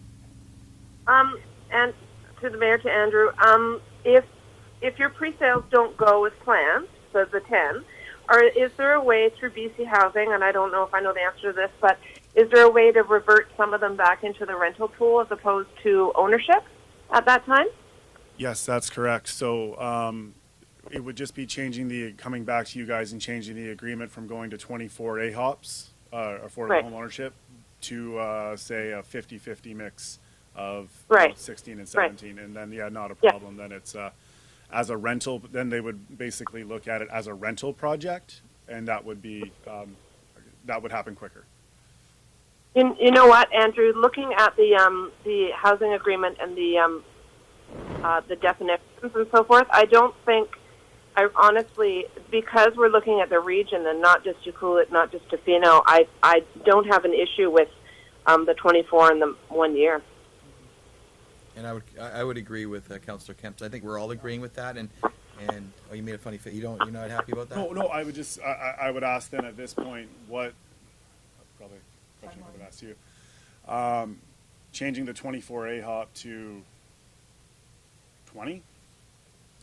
Problem? Is that because you're nervous you won't be able to sell them all with these these conditions? Just trying to put less restrictions on sales. Yeah, probably. I mean, I will sell 33 of these if the demand is there. That is great. But what we're doing through AHOP compared to just selling one to, say, a business who then rents it to an employee by way of this affordable housing agreement still, that we're not, basically the affordable home ownership program only can be occupied by a homeowner. So that's what the difference between AHOP and just putting it out to free market. So the AHOP program basically says Mr. and Mrs. Smith down the way have to buy it, they can live in it, they can sell it, but they can only sell it then to somebody who's going to live in it and rent it. Or sorry, live in it and purchase it. Where if we've done a lot of work on the 24 here, 24 AHOP and 9 rental, that will have to be. If that's changed to 20 and 13, I'm as happy as to abide by the 24 months. If that makes sense. Yeah, so again, you're going back to the point that you're concerned about the fact that you won't be able to get enough of those pre-sales. So if you change the numbers, you'll be able to make the minimum requirement through BC Housing. If I change the numbers either way, from the ACRD 24 months with 1 year employment or the amount of AHOP, the issue is the second mortgage that goes on AHOP by way of savings from the district. The second mortgage will just grow larger on the 20 units. So say I sell a unit for $250,000 on 24 units, the second mortgage may be $22,000, but on 20 units it would then be $30,000. So that would be what the next person would have to sell their unit for, would be above that, if that makes sense. We speak AHOP. That's because we have to. Yes. So yeah, either way, I'll be more than happy. I'm really excited for this project. I think we all are, and I think we just want to make sure that it just meets a credential. I think all 5 of us are kind of thinking that, we're comfortable with what we're seeing at the 1270. Go ahead, Councillor McEwen. Just a personal opinion, if I bought one of these units to retire, I would be much happier having only 9 of those 33 as rentals as opposed to half of them as rentals. That's a different. Because I'd rather see it as a little mini community and neighborhood and not party central. You're saying renters are partiers? Councillor Cole? So I think we just want to protect the people who are here already and give them the first shot at it. That's kind of. Yeah, and that was always our intent. Everyone's intention through this was to make sure that this is a Ucluelet project for, first off, people on the West Coast. And so I just, as a developer, am worried about the. No, I understand you. I think you're expressing that. But if we have a bit of a different lens. I think that we're trying to support you along the way here, and I think there's a lot of support from this council in the recommendations. We just, we want to be able to have this latitude. I think you're going to know right away once you actually get your documentation within a few months the appetite of this document.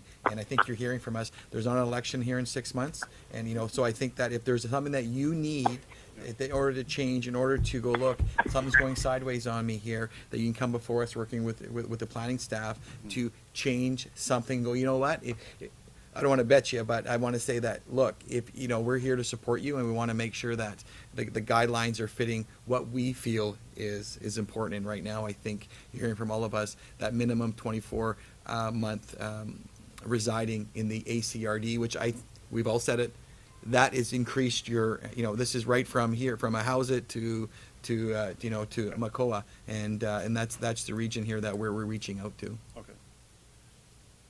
Well, I hope in 6 months' time I'm not back here with seeking hardship. No, then then we're eating crow. But it's also our obligation to see you successful. I'd rather you be right. And Councillor Kemp says, she was the chamber, all of us, and there's all of us, probably 2 or 3 people that are, once this project is actually given, comes to future, gives them the option to do that. All of us here, I'm pretty sure that we're all going to be able to grab 3 members of the community that live in our community that are going to be able to put their name forward, and so I think that's why we're pretty stern about the fact of that giving that 24-month ACRD. Yeah, works. I'll go down that road. I appreciate that. I just want I have no problem going down the road. I'm a big believer in process. So let's go through the process. And, can I speak to the public hearing thing while I'm Go ahead. still Yeah, no, up it's here? all go for it. In most public hearings, the developer has the opportunity to put out the information that the public then gets to come in and look and say, oh, this is so beautiful, and all those things.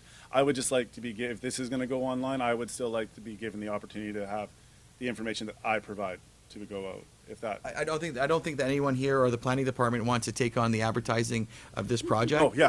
This is wholeheartedly for you Yeah. to succeed or fail, and Yeah. we are lining this up with the financial commitment to the land commitment to see this work, and the only one thing that this council is asking for is to ensure that it just meets the criteria, because even for us, we're not saying it's a Ucluelet initiative, it's a West Coast initiative which is.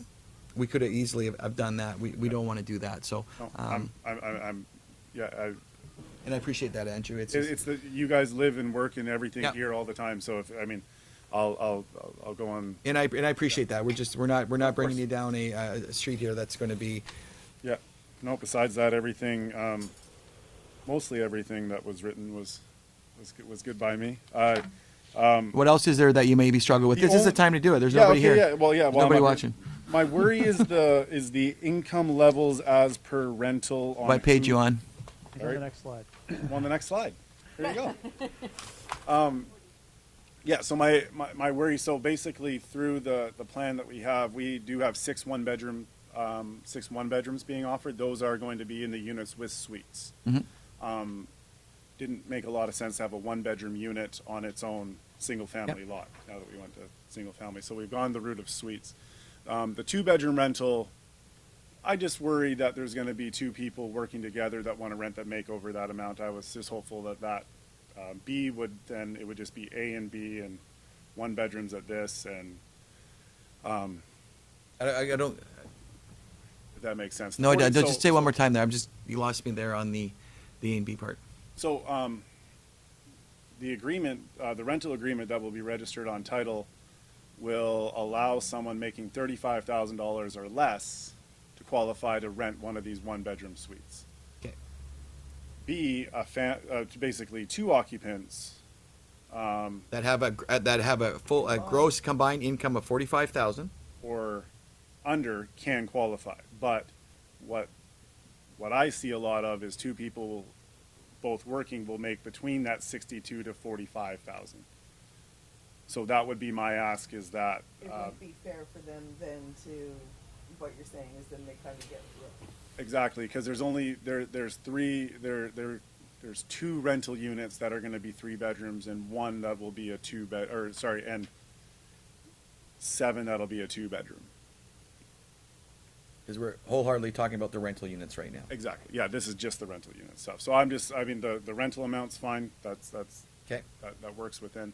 I would hate to see 2 hardworking people make $47,000 and not qualify at that point. But that's, What number would you like to see that be? I'd like to see both B and C combined to 62, which is your median income. So either way, 2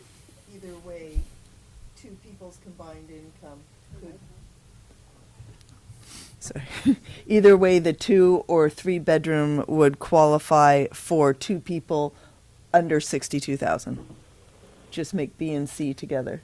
Doesn't matter if it's 2 or 3 bedroom. So then but 3 bedroom one was meant for 3 people with combined income of under 62? I believe that would be. That'd be a family. No, because we're in the housing agreement is only the amount of bedrooms or the Single family. the amount of people plus a child. Okay. Drew, the mayor, maybe I can. Yeah, if you can clear it, where did that number come from? Is that through BC Housing? So this echoes some of the BC Housing Right. language that they have housing income limits for their projects. Now, so we use that, but I understand, if someone's making $47,000, are they sort of stuck? Well, they could still rent a 3-bedroom unit, because their income would be, less than the 62,000. It's more sort of what's the total mix. It is certainly set up as kind of these steps. And so where do you sort of fit? And it's assuming that, well, if you can afford so much, well, that's the unit you would take. But so the logic behind these numbers, so this really in the 2016 census, that 35,000, that equates basically to a single person household, median income of single person households in Ucluelet. The 45,000 is lone parent economic families, so single parents. The median income for Ucluelet is about $45,000, and 62,000 is median income, or 61,888. In 2016 was the median income for all households combined. So those are kind of the sort of, for reference, I guess, where those roughly fall. And so the rent levels that are then pegged for the 1, 2, and 3 bedroom units, if you take those incomes, divide by 12 months, and spend 30% of that household income, that's where those rents are. That's where it sort of comes. So yes, it's not, there isn't the level of detail of, okay, this 2-person household is best suited for this unit, and so it's going to be tiered to them.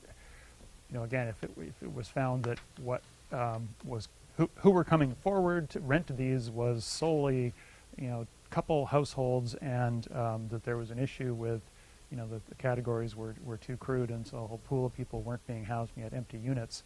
Again, there is a hardship clause where they could come forward to say, look, we want to house these people. They don't quite qualify or meet the criteria. Council could okay that. So Mr. McLean, what happens when someone does qualify for, let's say, since we're focusing on number B here, or letter B, they qualify for 45, and 12 months later, 18 months, they land a couple good jobs, and now they're at 78,000. What is the trigger that actually you start off as this, and now you're going? The way the housing agreement is written, and so say you get a change of job or whatnot, Right. it's not like immediately you have to move out. There's a 12-month, it's based on annual income. So, okay, if in the last year you qualified, but this year you got a raise, you have 12 months to. So there at that wouldn't point, be, presumably people are looking maybe for other housing. So another housing, so there wouldn't be a change of the rent ask out of the agreement. It would be that you no longer qualify, and then It's made available to someone who does qualify as a qualified renter. that's an interesting little dynamic, because that 45,000. Once you got some housing and now you become displaced because you happen to find one of the two perhaps finds a little better job. I don't know. Thoughts? But at that point, hopefully, you are making a little bit more money. Maybe you can then afford to, if there was a unit available, now you move over to, which is why it would be good to combine B and C to a higher number, because you're going to see less people having to move because they had a really good tip year and they declared all their tips, and shame on them for being so honest.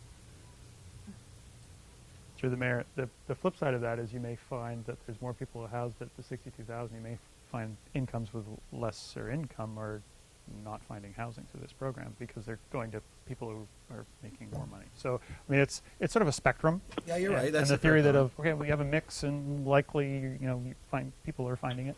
The idea that not just in this development, but throughout the whole community, hopefully you have that spectrum of housing, and as those people, as you make more money, you might, buy a bigger house or go and rent a bigger house or that sort of thing. So there is usually movement within the housing, except when you get into situations like we've seen in recent years when there's so little supply and vacancy that there's very little movement sometimes. It would also So- be, sorry, it would also be good to know that somebody making $63,000 a year might still be able to qualify for a purchase within the local area. 45, no.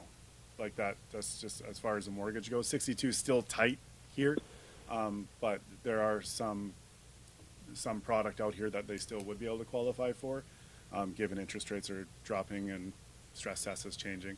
But 45,000, that area. So if someone started making 46,000 and they were to be not displaced, but displaced, that would be tough for them to find for purchase housing anyway.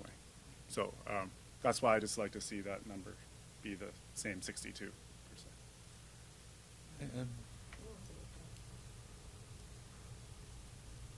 Through the mayor, I just suggest that if council wished to change that, it'd be helpful to have a motion to, amend that agreement as we go forward. Or we get to, I think there's 17 of them or something. It could be at any time. You can make a motion if it's on this specific one while it's in mind, because this is really a draft. See, it's a draft housing agreement that's attached to the bylaw, and so we'd want that indication. Okay, as amended, then we move this thing forward. Okay, so what's the appetite on that one? Did you want to make any comments, Councillor Kelly? I see both sides of this particular debate, so I defer to the experts. There is a comment coming here. Go ahead, Councillor Kemps. Sorry, everyone's really breaking up, so this might have been answered already. But so under the Affordable Rental Housing Agreement, 3.4.1, Andrew, through the mayor to Andrew. So can you ask? So when it says $35,000 to qualify for a one-bedroom rental, so anyone under that yearly income cannot rent a one-bedroom suite, so they're exempt now? No, it's the other way around. It's that's who can rent a one bedroom is someone Okay, making under can't rent that. 35,000. And how is that monitored? Was that a discussion already? Yeah, we just discussed that.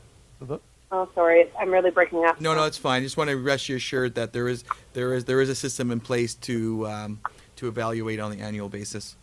Through the mayor, those are maximum household incomes, and so it is through, as you'll see attached to that rental housing agreement, there are two statutory declarations where the household, the renter, makes that declaration, and part of their tenancy agreement would need to be that they provide that annually. Here's where I worked, here's my income, they're signing on the dotted line. And then the owner of the housing, because these are rental units, so the owners can't occupy them, they can't have their family in there, that's spelled out in the agreement as well, but they would provide also a statutory declaration with that to the district, which we'd monitor, of saying, here's who was housed, yes, they qualified, and yes, essentially it's written to say if there's any, say, a complaint or concern, we can demand up to, twice a year that they provide that sort of on demand under the agreement to provide that information. Fair enough. Thanks for. So I think Councillor Cole, you want to make a motion? Yeah, I'll make a motion that the housing agreement for rental units, that to qualify for a two-bedroom, that the combined household income is less than 62,000, the same as number C, letter C. Okay, is there a seconder? Second. Any further discussion? All in favor? Opposed? Carried. Okay. You see, we are negotiable. See? Was that right? Did it work for them? Yeah. Before we continue on, do you mind if we just take a quick little 5-minute recess? Just gonna get a second on that? And all in favor, just a quick 5-minute, then we'll get back into this. Yes, you've provided also the modular, and basically we can do, let's We'll ask them that come question up with something. when we're back. Yeah, it's already written that way.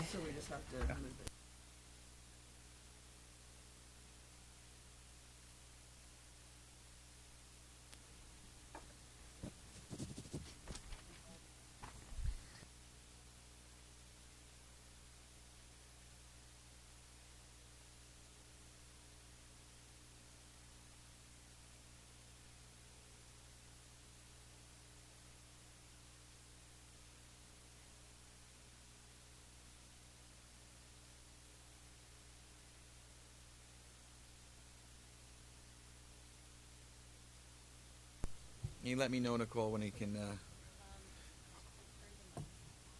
Yep, okay, and we're on. Good to go.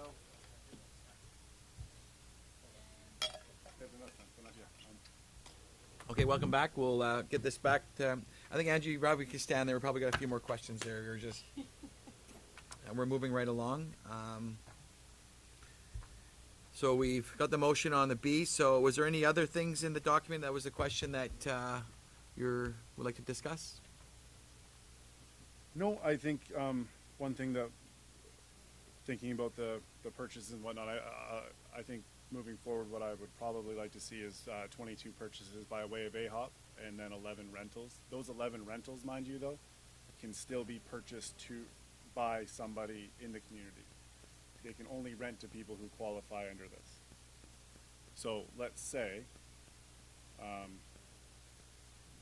good example would be the Chamber or Mid-Island Co-op can buy one and rent one to a manager Oh, I got or you, okay. a staff member.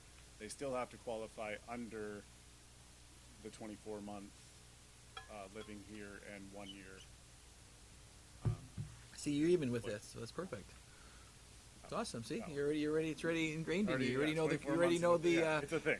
So, the minimum requirement. I think if we're going to stay with those requirements, I would like to change moving forward 22 AHOP purchases and 11 by way of rental.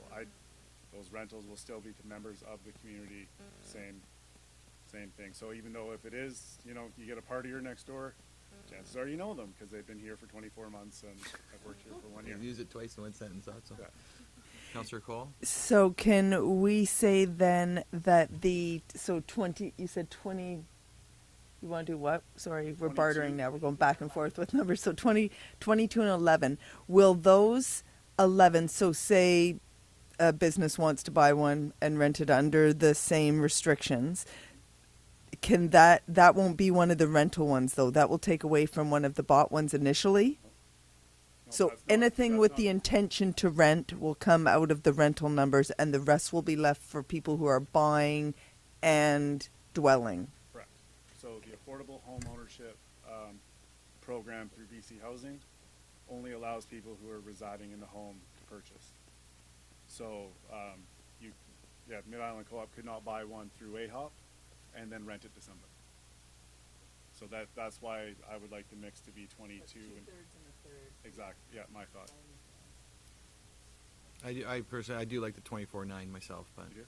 Okay. just only because what if you start rolling this out and you start to have a desire for people to do this? Because the other one is, what happens? You get into your pre-sales and you goes from 24, and you're going, okay, I could have sold 4 more. These 9 rentals that you're initially doing there, would you be able to have the option of flipping that into a purchase to someone who meets the criteria that is not an employer or someone trying to rent it out? I would through BC Housing, not through the agreements that were going to be Okay. registered Okay. on title. On the 11.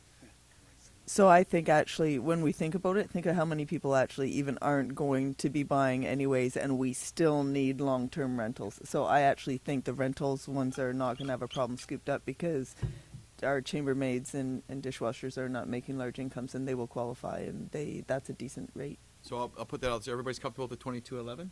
Yeah. I'd rather see more. Okay, there you go. There you got 2 out of your 3 asked here today. Do you have any more? Just remember that the 9 rental units will also incorporate the suites. So if so, that is a unit we decide to put out there, that rental from going from 9 to 11 could easily be 6 one-bedroom suites attached to that. So it could be 15 rentals or 17 rentals. So it will. So that was the whole idea behind the suites, was that given a local investor or somebody who may be able to almost purchase a unit, but because of the $825 a month, they could now purchase a unit And have someone they're renting out to Yeah. that fits the criteria. we go with those ones through AHOP. Mr. Gregg, you have something on that?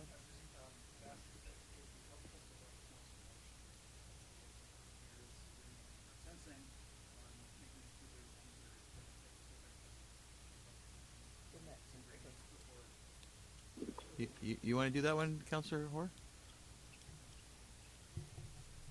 All right. I will move that we change the ratio of affordable housing ownership program and rentals to 22 units for the affordable housing ownership program and 11 units as rentals. I'll second that motion. Any further discussion? May I chime in for a moment? Please do. Just a question to the mayor, to Andrew. Those rental units, they will be sporadically placed throughout the development, correct? Not in a cluster? A good comment. Yes, correct. That That was correct. Did you hear his answer? That was always the intention. Was that yes, correct? That's Yes. correct. Yeah, it's throughout the complex. We could do Renters Row if somebody wanted. But But the ones with suites are all kind of clustered at the bottom end along Marine Drive. yeah, so probably I would say, you know, roughly 3 out of the 6 will be sold and 3 out of the 6 will be rented. The reason for it, somebody who may not be able to qualify for a mortgage could then qualify for a mortgage if so it had the rental attached to it, Yeah, no, totally. which is huge. Yeah. You know, Perfect. If you guys all feel comfortable with it, I'll just call out the question. All in favor? Opposed? Carried. So there you go. Anything else for you, Mr. McLean? no, unless you guys have any No, questions. no, I appreciate you being open and with your ask and stuff. Yeah, So, and of course. I did write in my letter that there was a trip to the plant where these houses are being built. That's as of course canceled. So I'll be camping on lot 13 if you need me. Thank you guys. But you know, in second best, if there's an opportunity to give us just some warm and fuzzy pictures, Yep. you know, right now we have a lot of cartoon character descriptions of it. It would be nice to see a bit more. You know, I think we'd all be interested in the plant or some pictures of it and how things could look. Absolutely. I think the idea through the public hearing was to do that. So with the information that you guys will be sending out online, there will be a lot of interior, exterior shots of everything. So yeah, it'll definitely, you'll have the information. Okay. So we probably want to go back and do the one about the public hearing, make a motion on that. We're gonna have a, Or we're we have doing a that bunch in of the motions end. here. We'll just Okay. rattle through them. We'll do them one at a time. We're up to 5 of 13.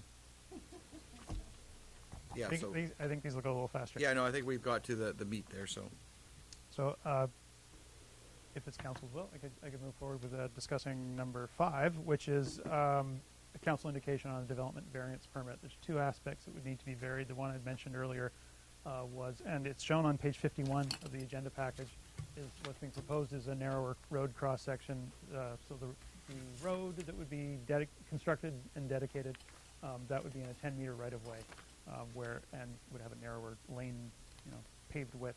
So you have a 20-foot road within a 10-meter, 33-foot road right-of-way. That would require a variance. So that's the first aspect of the development variance permit. yeah, go ahead. So when you're looking, so it's for emergency vehicles, it will be wide enough. Now, is this one of those streets where if people park on both sides of the road, now you're hooped? As noted in the staff report, there will be no parking on the sides of the road here. So it's got to be designed. There is parking, so if you'll see this diagram that's on the plan of the sort of typical lot, so this would be just a single house. It's basically a tandem parking for the homeowners that's in the side yard. So it's not in a garage, not going to be full of storage, with those parking spaces for the owner. There is space between sort of half a space and within the road right away for a third parking spot. So someone has a guest or a visitor, they could pull in if they're making efficient use of this space and park at the unit and not be in the road width. But on the shoulder of the road, there would not be parking on this lane. There's also, you'll see in the site plan, there is visitor parking right in front of the park. So it would really mean that people need to make efficient use of their parking space and not spill out on, because really there won't be room on the road. that will probably always be an issue for those people then, because you have people come to visit you and there's all the visitor parking is filled up because it's a Friday night and people have friends come from out of town, and now where's the closest place that they can park after that, right? Well, Anyways, it is what it is. There is parking at the beginning entrance of the complex there. Yeah, but Um, not proportionate to how many places there actually are. May I chime in? Please, yep, go ahead. So I understand that you need a 20-meter minimum for a two-way traffic and 8 feet for on-street parking alone. So if we're only looking at a recommended for 10 feet, so that's like just a car and a little bit. So my concern is it's an awful big development to have just a laneway for parking. And then I've noticed in the design, it shows that cars are like back to back in the driveway. So you're kind of you're asking for people to park on the road, and that's just my concern that it is too small for that big a development. Well, that's a fair statement. At the end of the day, it's yeah, I don't know if you want to speak to that. It's just the lay of the land. Yeah, it's 20 feet, not 10 feet. Yeah, exactly. Did you get that, but- Councillor Kemps? It's not a 10-foot Sorry, no. road, it's a 20-foot road. 10 meters. Yeah. So. Oh, my, yeah, 10 meters. That's what I meant. Sorry, meters. I meant meters. Okay. You know, through the little bit of a landscape plan that we are going to provide as developers, there won't really be the opportunities to on-street park. You know, our plans to keep it nice and clean. Unfortunately, with the site is constrained with, you know, spruce tree setbacks and, you know, stream setbacks and everything there. You get one or the other. You get units or you get a larger road with parking on it. And unfortunately, this is our ask, right? So Yeah, and just for clarity, you made a comment at the beginning there, Mr. Gregg, was the fact that you used the word paved road, but it doesn't say paved road, it says compact residential road. Is that Latin for paved road? So our standard would be, and we would recommend that this would be an asphalt paved road. The district will be accepting this, essentially inheriting this, so it's got to be built to our standards. So what is being suggested by staff would be the variance to the width of it, but that it would they'd be held to the same pavement thickness that a standard road is, so it stands up because we're going to have to maintain it. So this is not a gravel Yeah, perfect. road. That's my. The driveways are a separate issue, but the actual road surface itself should be, built well into the same base. May I chime in again? Yeah, go ahead. So question for the developer through the mayor. So to staff. This development, so is there, with the roadway proposed to be only 10 meters, is there sidewalks and walking paths for pedestrians? Through the mayor, it's no. That this is what there's a term called a Wooner, which a lot of planning experts talk about. It's a Dutch term for a shared road, and so it's not a through road. It's a T-end, dead end. So you're gonna have very low volumes of traffic, and you're gonna have very low speed. That it's partly because of it being just a 2-lane narrow road with no shoulder parking, and with a number of homes that are entering onto that. That it will be a very low-speed road. So it's the type of place where pedestrians will share it, bicycles, kids playing in the road and playing street hockey. This is the kind of neighborhood that you'd be seeing that. And because it's tight, that slows down vehicles. So some of the things that are done in more urban settings is they can change the pavement to brick paving and things like that, which even further make it a road for, where it reads more as this is for pedestrians and cars are entering a pedestrian space. That's not the proposal here. That adds additional cost, which ultimately makes your units less affordable to do special paving. So it's proposed, and we're expecting it would be standard asphalt type service. But it really, it would not have curb, gutter, sidewalk. That's part of the cost savings, and I'll get into that in a little more detail of part of how this becomes more affordable. I think something that would be really key is to ensure that when the realtor who is showing the properties and selling the properties doesn't avoid this key thing that there is no parking on the road, that it is brought to everybody's attention when they get into it, when they have the agreement, when they purchase or when they rent, that is the case, because I think you could see people being unhappy and or doing it anyways if they didn't get that information in the very beginning, because explain- it is going to be painful, even in my driveway, if you don't plan when you come home, oh, now David's going to come park behind me, what if I get a call, so now I got to park over here, because otherwise you're doing that juggle thing, and it's painful, and it's raining, and it's nasty. It's like and- condo living, right? Yeah, It's like you townhouse have living, to- and that's what it is. But maybe you can explain to Councillor Cole a little bit about the process, about how that's going to be policed. There's going to be a bit of a process in this agreement, right? Or not in this agreement, but in this neighborhood. You know, when people move in here, there are going to be certain rules about you can't park your sailboat in your driveway and all that kind of stuff. Could you elaborate a little bit on that? So, interesting enough, that is typically done by a schedule of restrictions, which is also known as a building scheme. The nice thing that the developer did on Ocean West is blanket the entire subdivision with the building scheme. Typically, they are for, to save people's, investment, so I can't have X, Y, and Z. The unfortunate thing for Lot 13 is that the building scheme shouldn't really apply to an affordable housing project. So there's a couple issues within the building scheme that we can play within if we get approval from the original developer. We're working on taking that building scheme off Lot 13. In that case, we would then put a new set of schedule of restrictions on there that will then talk to on-street parking and whatnot. So which we there is going to be a bit of a document on that, right? Yeah. To that, through the mayor, I would add that in the end, this becomes a public street, just like Marine Drive, That's just like Rainforest. So if there is someone who's parking on, it's a bylaw issue. So that's one of the changes. Of this is not a strata where the strata now maintains control over that. It's a public road. So if it's no parking on the road, then it's something that could be ticketed. Perfect. You good with that? Do you want to go on to number 6 then? So I was just going to go with the other variance, as I mentioned, I think earlier, was the 3 lots, 1, 2, and 5 have this kind of configuration. They're varying that new rule we're putting in that says you don't have access to parking in front of the building, so that this doesn't turn into a garage space unexpectedly. There's 3 of them, and just because of the layout, they're 1, 2, and 5's over here, where a parking space does actually sit between the building space and the road. So that would be the other part of the development variance permit.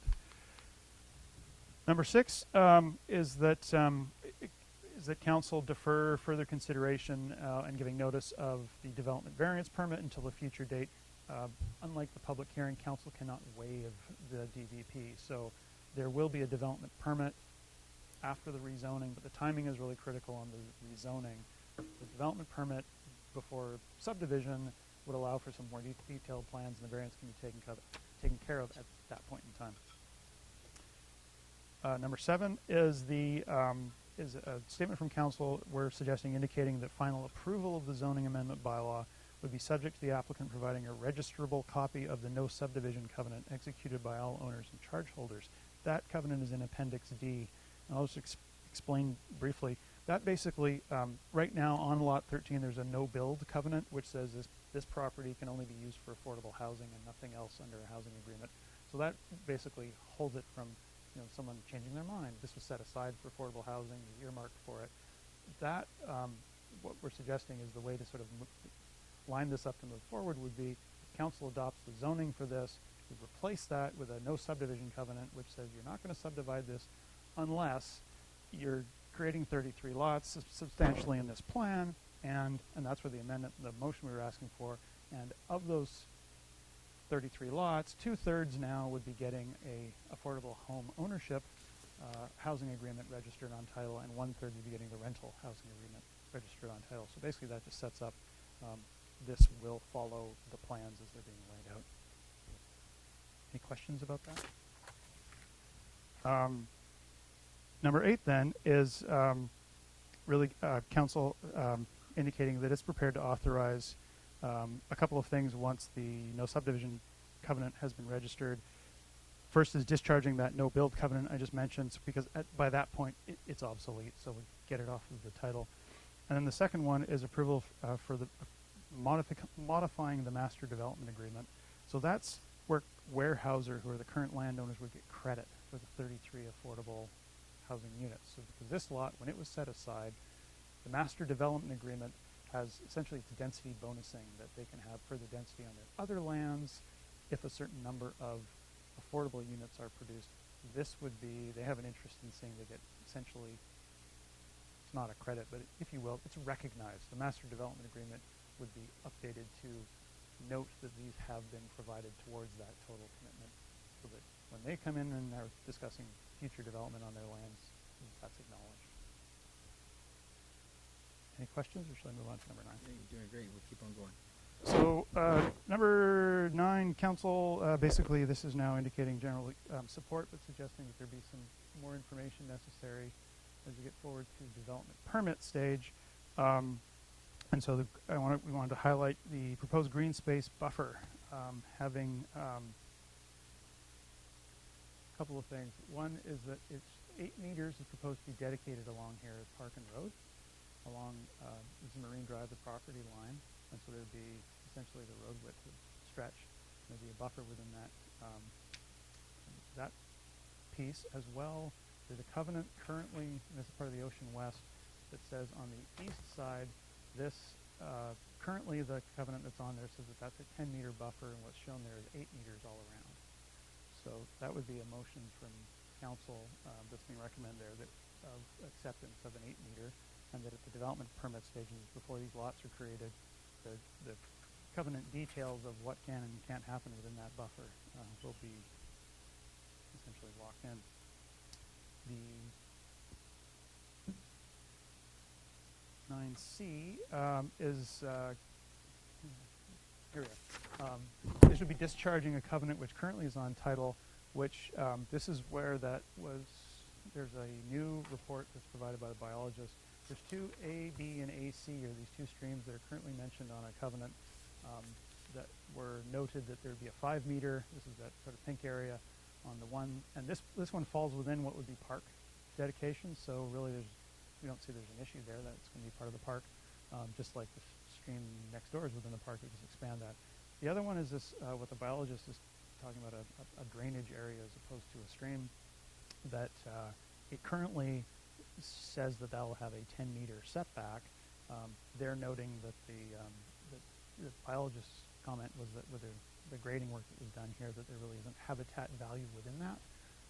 So we're suggesting that at the minimum having and that they're really saying that what is important is not to treat this as a stream, but more important to be treating the water runoff, to have a plan that makes sure that the water quality that leaves this site and then ultimately all ends up in this stream is the quantity and quality is managed properly.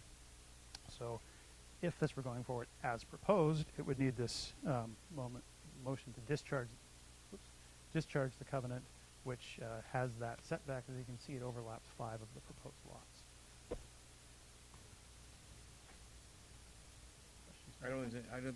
Councillor Hoare, did you have some questions regarding that one? No? Yeah. Perfect. So then council basically indicating the following additional information should be provided with the development permit. So this is really, there's multiple steps here. Zoning is one that's in front of us now, but this will be setting up the expectation. Really, this is the to-do list for if the zoning is approved. Well, then the next step of really looking towards getting the development approval from council and then from the subdivision. And so it's saying really detailed grading plans, runoff calculations, servicing plans, landscape plans for the road frontages, and all those details would be expected as part of that development permit package. And then 11 was really looking for a statement around the timing of this. We're thinking about the phasing, that if it's acceptable, there's the screening that's being proposed along Marine Drive, the indication is that should happen at the outset of construction, so that you don't have during construction a construction site that's so open and visible. If we're going to be doing screening along Marine Drive, do that at the first stage, if you will, and that could be a condition of the subdivision. Just a quick question regarding that picture right there. So we've got the actual above and we've got the diagram down below. The driveway that's in that, where it is right now, is that where this driveway will be? No, the proposed driveway is more centered on the site, so these are pretty well lined up in the image here. So where the new driveway comes through, there is one sort of sizable existing tree that's in that Mhm. sort of bare area. That would actually overlap where the driveway comes in. The 8 meters, this sort of bare area, this is a gazebo that's Mhm. there today. That kind of overlaps a couple of the lots here. It's going to need to move. So really what's being proposed is a fence and new planting sort of between that line and the road. But what's treed to the back here is where the lots are. So those trees would be coming down. There may be some of the existing trees on the left-hand side of that existing driveway could sort of fall within that 8 meters to stay, but most of this would be lots, if you will, that it won't be behind the existing trees for the most part. It would be bare and visible from Marine Drive, so that what they're proposing is a new fence and the sort of elevation from the roadside windshield fence and some new trees being planted there, a mix of native species. Yeah, I always find the landscape ones entertaining because they look very nice and tall, and then the actual. So I think just, I'm supportive of that one. I just wanted to make sure that, Mr. McLean, that when you do your fence and any kind of vegetation that you can keep on Marine Drive is obviously just mindful of your excavator guy when he gets in there. It's a prominent, beautiful location, and just trying to keep that impact at a minimal, and whatever kind of fence and shrubbery that you do, that it isn't just your little 3-foot high shrubs, that there's a little bit of size to it that'll kind of try to get back to its original state in some kind of quick Right. timeline. Landscape architects talk in buckets, Mhm. right, as sizing. Yes. Yes. What you're seeing as far as the image at the very bottom is a 5-year projection on how they'll look in 5 years. So, happy to provide, something not absolutely. Yeah, that's something yeah. in the middle that will be here, and then in 5 years. Because if you look on the diagram, the bottom picture there, that's a 6-foot fence, and it looked like they're 12-foot trees. In actuality, that's not what's going to happen That's here. in on the 5. table. That's a 5-year Right. outlook. Yeah, as proposed right now. I didn't know that they always put that in 5-year outlook. No, I asked for that. No, that's good. Yeah. Oh, so that's not a normal thing. That's something that you asked for. Oh no, they can, yeah, because a true representation, it's going to take a year to, by the time it's planted, a year's gone by and whatnot already. So. Any other questions? Oh, Mr. Craig? Just through the mayor, if that's of interest, of guaranteeing a minimum size for those trees and such, council does have the ability, as part of the development permit process, you have the ability to require a deposit, essentially a landscape deposit, where we get the landscape architect to do a cost estimate, we agree on what's the value of that planting, and hold essentially a bond, a deposit, guarantee that it's established. That's something that is a common mechanism, usually in urban settings, where developers are held to whatever the sort of frontage improvements, the public spaces. Those are guaranteed with a landscape deposit ahead of time in case the developer changes their mind or leaves or whatever. That at least the public piece is done as expected. 2-year bond. Right? What kind of figure amount is with that? It's usually 125% of the estimated cost of putting that in. So we get the costing out the fence and all the planting work, and then hold that as a deposit until they're actually in the ground and established. Usually once it's put in place, then 90% of that's released, and you hold on in case you have any dieback, for a year to see. And the design and cost is that's the 100% on the applicant. That would all be on It's there. all Andrew's. Okay, perfect. So there we go. We're going to get a couple things back in our court now, Andrew. That's good. And So I do have the cost estimate already for Okay. The proposed. I think it's important, especially for us. Recently, you drive into our town, we see a recent development that kind of went in there, and so it's probably a bit of just a live topic, and just really want to get that. We're It used needs to be followed through. I know you're used to it, but bonds. Yeah, no, that's okay, that's fine. As long as you're not getting weird about that. No. So may I chime in Yes, regards go to ahead. that for a minute? So regarding that, are we able to add a clause in this development permit in regards to financial assurance? Is that something to do now, or am I ahead of the curve here? Through the Can you hear mayor, Bruce? so that at the development permit stage, which is not today, the council's not authorizing a development permit. That would be at a future date after the rezoning is, if it were complete and you're coming back with more detail and asking for that development permit. Council could require that security deposit for the landscape improvements. It's not a blanket deposit for all aspects of the development. Now that said, and I was just going to get to clause 12, there's an area where we can actually hold some security on this, but that has to do with municipal contribution. Does that answer the question? Ken? Did you hear the answer?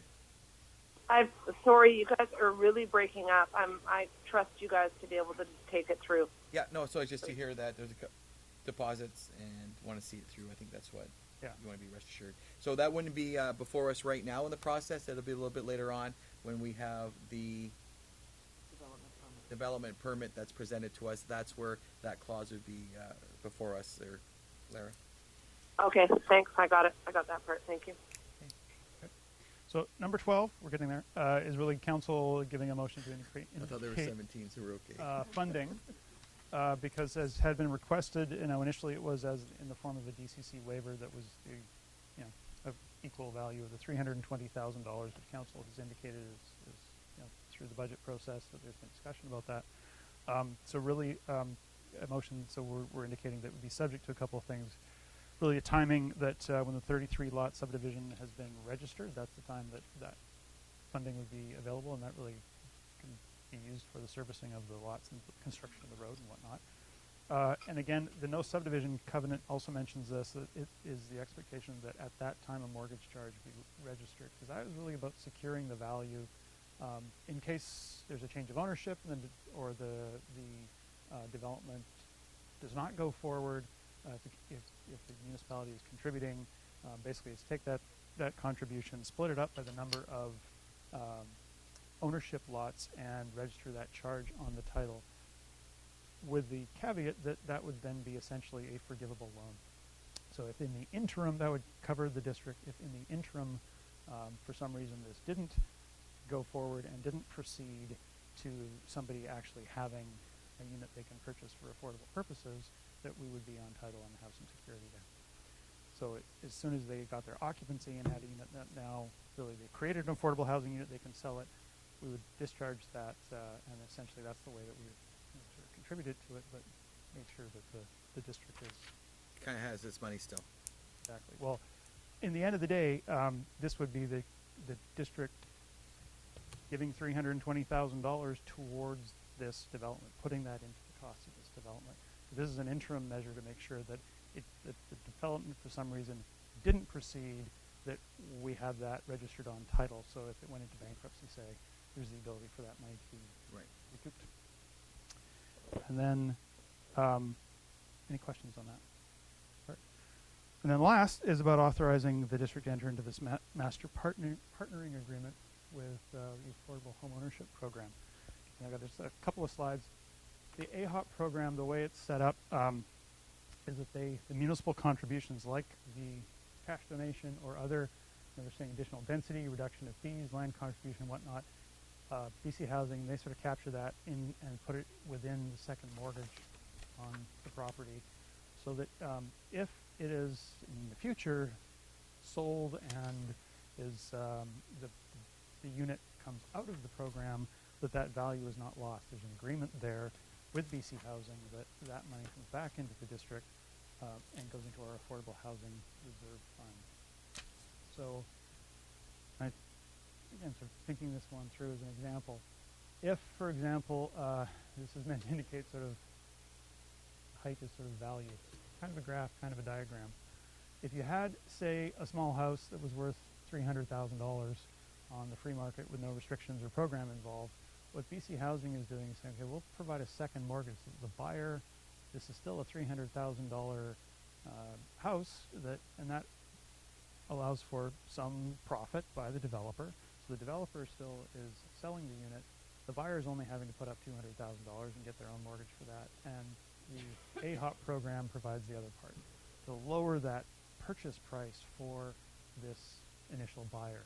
So 'cause the unit still essentially costs the same, but AHOP's sort of stepping in with the second mortgage. So, and then under the program, so if this sells, say, 5 years later and it's gone up in value, so it's now, instead of being worth $300,000, but on the market it would be a $325,000 unit, then a second buyer, if they also qualify, BC Housing will offer them the same deal. So you could have a qualified buyer buy it, but instead of, they're now paying $225, presumably incomes have gone up as well, and so that's sort of kept in the program. And so that BC Housing, as long as there are qualified buyers interested, they will provide that second mortgage to sort of keep it going along. If at some point the market goes up and say this thing were, someone were willing to pay $500,000 for that you may not have buyers who qualify, and so AHOP may not be, or you may not have somebody who's interested in the AHOP program, then when that unit sells for $500,000, it's proportionate. So this buyer number 2 is selling it, they're selling it for $334, and the AHOP, their slice of it would be worth $166. It's a proportionate increase in the value. So the buyer would see an increase, but the AHOP funds would also increase. If that is happening where it's now sold as not an AHOP unit, so that money is no longer in a second mortgage, lowering the value, that funding comes to the district and goes into our Affordable Housing Reserve Fund. So whether it goes up or down over value depends on the market, but any money that's in there in those second mortgages comes back to the district to use for, must be used for affordable housing under this agreement that we would have with BC Housing. And the key point of that is the total amount in these mortgages is on, this is on the for sale units. So if it's not 24, it's 22, they will take all of that value and divide it by 22, and that's the amount that they would sort of factor in on the second mortgages. So this, in the report I gave, this isn't the final numbers that they have today even. BC Housing staff have said that they will be doing those calculations, will be able to provide that. By the time this is coming, council is considering a third reading on the bylaw, we would have a little harder numbers, but this is our estimate. So if we're contributing $320,000 to offset some of the servicing costs, that variance to the road construction saves $115,000 in construction costs, less pavement, no curb, gutter, sidewalk. That is also captured by those AHOP mortgages. By going to a fee simple subdivision instead of a strata, it doesn't take so much time on the lawyer's part to be setting up the strata and all of the disclosure statements and all of the agreements that are part of a strata, so that saves a significant chunk. So that's kind of the scale of what the BC Housing portion would be available in those second mortgages. There will be a little bit more too. BC Housing has some ads that they add, given that their construction financing for the subdivision is less of a rate than a normal bank. They capture that percentage change and then put that back into the second mortgage fee as well. Also, any fees that the district waives for said developer or anything are recaptured in this as well. Right, so the investment is not lost at the end of the day. It's Yeah. It would, the only, I think that's one way of looking at it. I think this is in, as we've come to understand this program that AHOP or BC Housing has put together, this is a program that sort of has a couple of things. It's really, these aren't permanently affordable units that are in a program where they will only ever be, affordable to a certain, group of buyers, because with the market, it could come to a point where these do sort of graduate out of the program, if you will. But really this funding is intended, it's not lost, it's within the district, so it can come back and be reinvested in another type of affordable housing in the future. The idea, I think, of this program has come clear to us is a couple things. One is it's really to accelerate the construction of the supply of these smaller, more compact types of housing, which in themselves, this going from 300 to 500, these are imaginary numbers, is likely less of a leap in value than a great big house on a big lot that, you know, is going to do different things than what we've seen historically. So they are still, you know, likely going to be some of the smallest and more compact lots and homes in the district, and still will have have be more affordable. But it gets all of these buyers into the market. You get people who otherwise would be renting and aren't able to get into anything. You've got them into ownership and building equity, and hopefully they get to a point where if they're selling, they are moving into something else that is suiting them. So it is a kind of a flexible program, that one.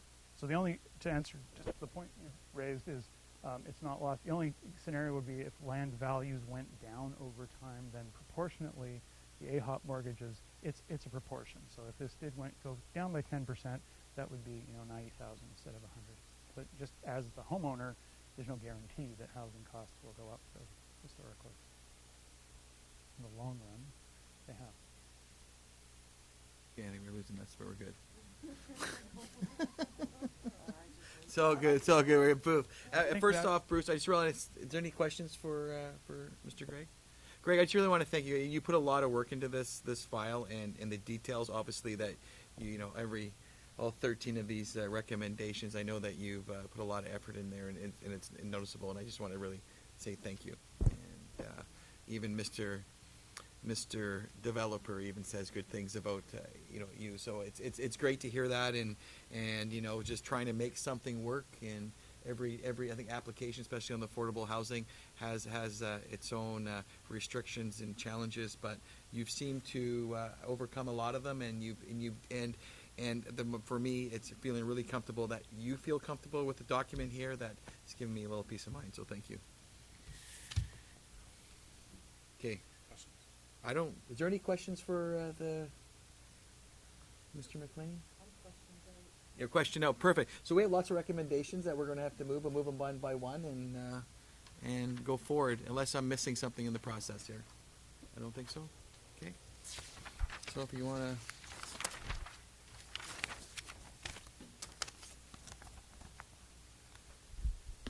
Where did we miss, Joseph? Just one question. Okay.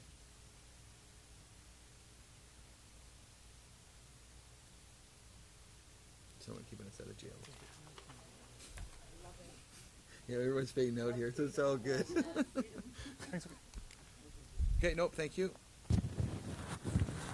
So we're good? Okay, so we have 13 recommendations. If someone wants to start one or two of them, or 13 of them? There you go. I'm on it. Recommend that council give first and second reading to Ucluelet zoning bylaw amendment bylaw number 1269/2020. I'll second. Okay, any further discussion? All in favor? Opposed? Carried. Thank you. Move that council give notice of its decision under section 464 subsection 2 of the Local Government Act to waive the holding of a public hearing on zoning amendment bylaw number 1269/2020 in response to community health concerns over the potential spread of the COVID-19 virus. Second. Any further discussion? All in favor? Opposed? Carried. Thank you. One more. That staff be directed to advertise in conjunction with the notice of waiving a public hearing, a mechanism and a time period for community members to provide written comment to council on this application, and B, organize an online public information portal to provide all of the background material and details of the proposed affordable housing development so that community members can access the information and inform themselves of the proposal during the advertised public comment period. Second. Any further discussion? All in favor? Opposed? Carried. Thank you. Okay, on to the next person. I could actually do one more because Okay, it's there you short. I'll do one more because it's short. That council give first, second, and third reading to Ucluelet Housing Agreement Bylaw number 1270/2020. I'll second. Any further discussion? All in favor? Opposed? Carried. Thank you. Okay. Number 5. I move that, subject to public input, council indicates support for development variance permit number 3090-20-DVP 2020-02, which would vary the following. A, vary the Ucluelet subdivision control bylaw number 521, 1989 to allow development of a compact residential road and services within a 10-meter dedicated road right-of-way instead of a 15-meter minimum road dedication, as proposed in the cross-section by Park City Engineering Ltd., dated February 14th, 2020.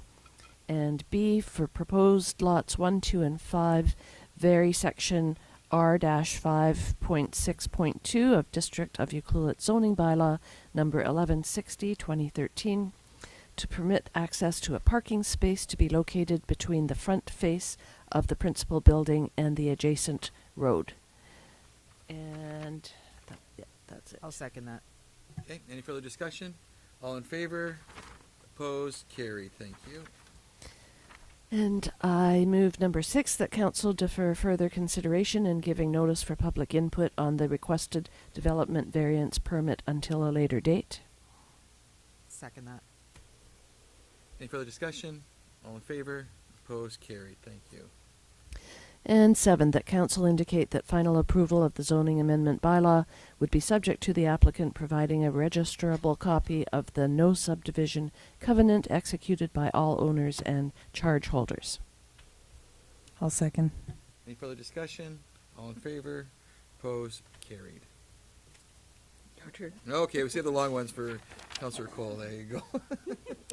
So I move 8, that council indicate that it is prepared to authorize the following. Once the no subdivision covenant has been registered on the title of Lot 13, A, discharge no build covenant FB 154873 currently registered on the title of Lot 13, and B, approval for the future modification of master development agreement and covenant EX 125879 at the time of the subdivision of Lot 13 is registered to the document that 33 affordable units have been created for future consideration and calculation of development potential on their lands currently owned by Weyerhaeuser Canada Limited. Second. Councillor McEwen, all in favor? Or sorry, any further discussion? All in favor? Opposed? Carried. And 9, that council indicates support to consider the following at the time the more detailed plans and studies are provided by the developer when applying for the development permit for the proposed 33-lot subdivision. A, approval of the proposed green space buffer setback of 8 meters of the east property line of Lot 13 would apply to the proposed lots 5 through 19 despite the terms of the restrictive covenant FB 154853 currently registered on title, which stipulate a 10-meter green space buffer on that side, subject to submission of the acceptable replacement green space covenant for the buffer specifications and maintenance restrictions for the future owners of the proposed lots. And B, approval to discharge restrictive covenant FB 154877 from the title of Lot 13, which restricts development on the site within the riparian areas defined next to the streams A, B, and AC, subject to submission of an acceptable rainwater management plan for the quantity and quality of runoff discharge of the adjacent stream 1 from the proposed development on Lot 13. I'll second that. Okay, any further discussion? All in favor? Opposed? Carried. Thank you. I move 10, that council indicate the following additional information should be provided with the future development permit application for the proposed 33-lot subdivision. A, grading plan showing existing and proposed grade sites, limits of disturbance, and proposed erosion protection measures during construction. B, runoff calculations and detailed drainage design with review and recommendation by the qualified environmental professional on measures for protection water of quality and habitat downstream. C, servicing plans based on the site grading. And D, detailed landscape plans for road frontages, pathways, and park spaces, including tree protection measures and proposed relocation measures for existing gazebo adjacent to Marine Drive in the vicinity of proposed lots 4 and 5. Second. Okay, any further discussion? All in favor? Opposed? Carried. I think you can take a break if you want. You did a good job. Thank you All very right. much. I'll move that council indicate that it considers it to be in the public interest for the fencing and landscape screening along Marine Drive frontage to be installed at the outset of the site servicing works for the proposed subdivision. Second. Any further discussion? All in favor? Opposed? Carried. Oh, I just want to interject. I just noticed for number 12, before making Yeah, that it's motion, got to be 22 it's got to lots. be I'm 22, on it. and so the amount, the that's quoted there, the 13,333 and 33 cents, that works out to $14,545.45. 500 and, I got it. $14,545.45. you got it? Okay. I move that council approve funding in the amount of $320,000 to support the servicing and infrastructure of the development to reduce the cost of units to qualifying households subject to the following. A, the funds being released to the developer once the 33-lot subdivision has been registered. And B, a mortgage charge being registered in favor of the district equal to $14,545.45 in priority on the title of the 22 ownership lots, with the understanding that those mortgage charges will be discharged from each lot once an occupancy permit has been obtained for a dwelling unit on the lot. Second? Any further discussion? All in favor? Opposed? Carried. And lucky 13, I'll move that council authorize the district to enter into a master partnering memorandum of understanding for the development of affordable home ownership program, AHOP units, in the District of Ucluelet with the British Columbia Housing Management Commission, BC Housing. Second. Any further discussion? All in favor? Opposed? Carried. Well, wonderful. Thank you. That is, in light of everything else going on in the world, this is a big day, so it's great. Thank you for all involved. We're really pleased to see this. Okay, we're getting there. We have a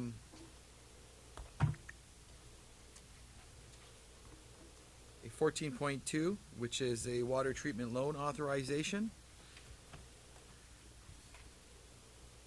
Oh. Kind of feels weird cleaning things, doesn't it? Huh? We're like, Okay. it shows you how bad we are. Okay, welcome, Ms. Monteith.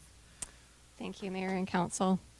I thought since COVID-19 is kind of changing the way we're going to be doing our meetings and potentially the budget open house, I just take this opportunity to briefly summarize what the report says so that we have it on video.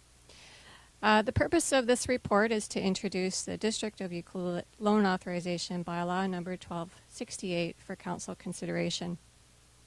Currently, the Lost Shoe Creek and Mercantile Creek water sources are forecasted to meet the water demands for the next 20 years, provided improvements and increased water storage capacity occur.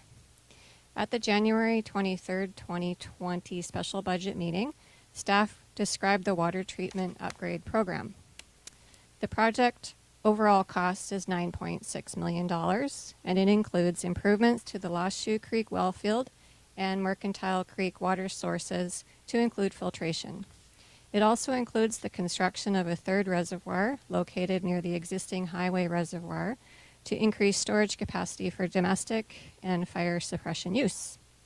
Funding options were discussed at that time, and staff recommended that the district submit an application for grant funding via the Investing in Canada Infrastructure Program.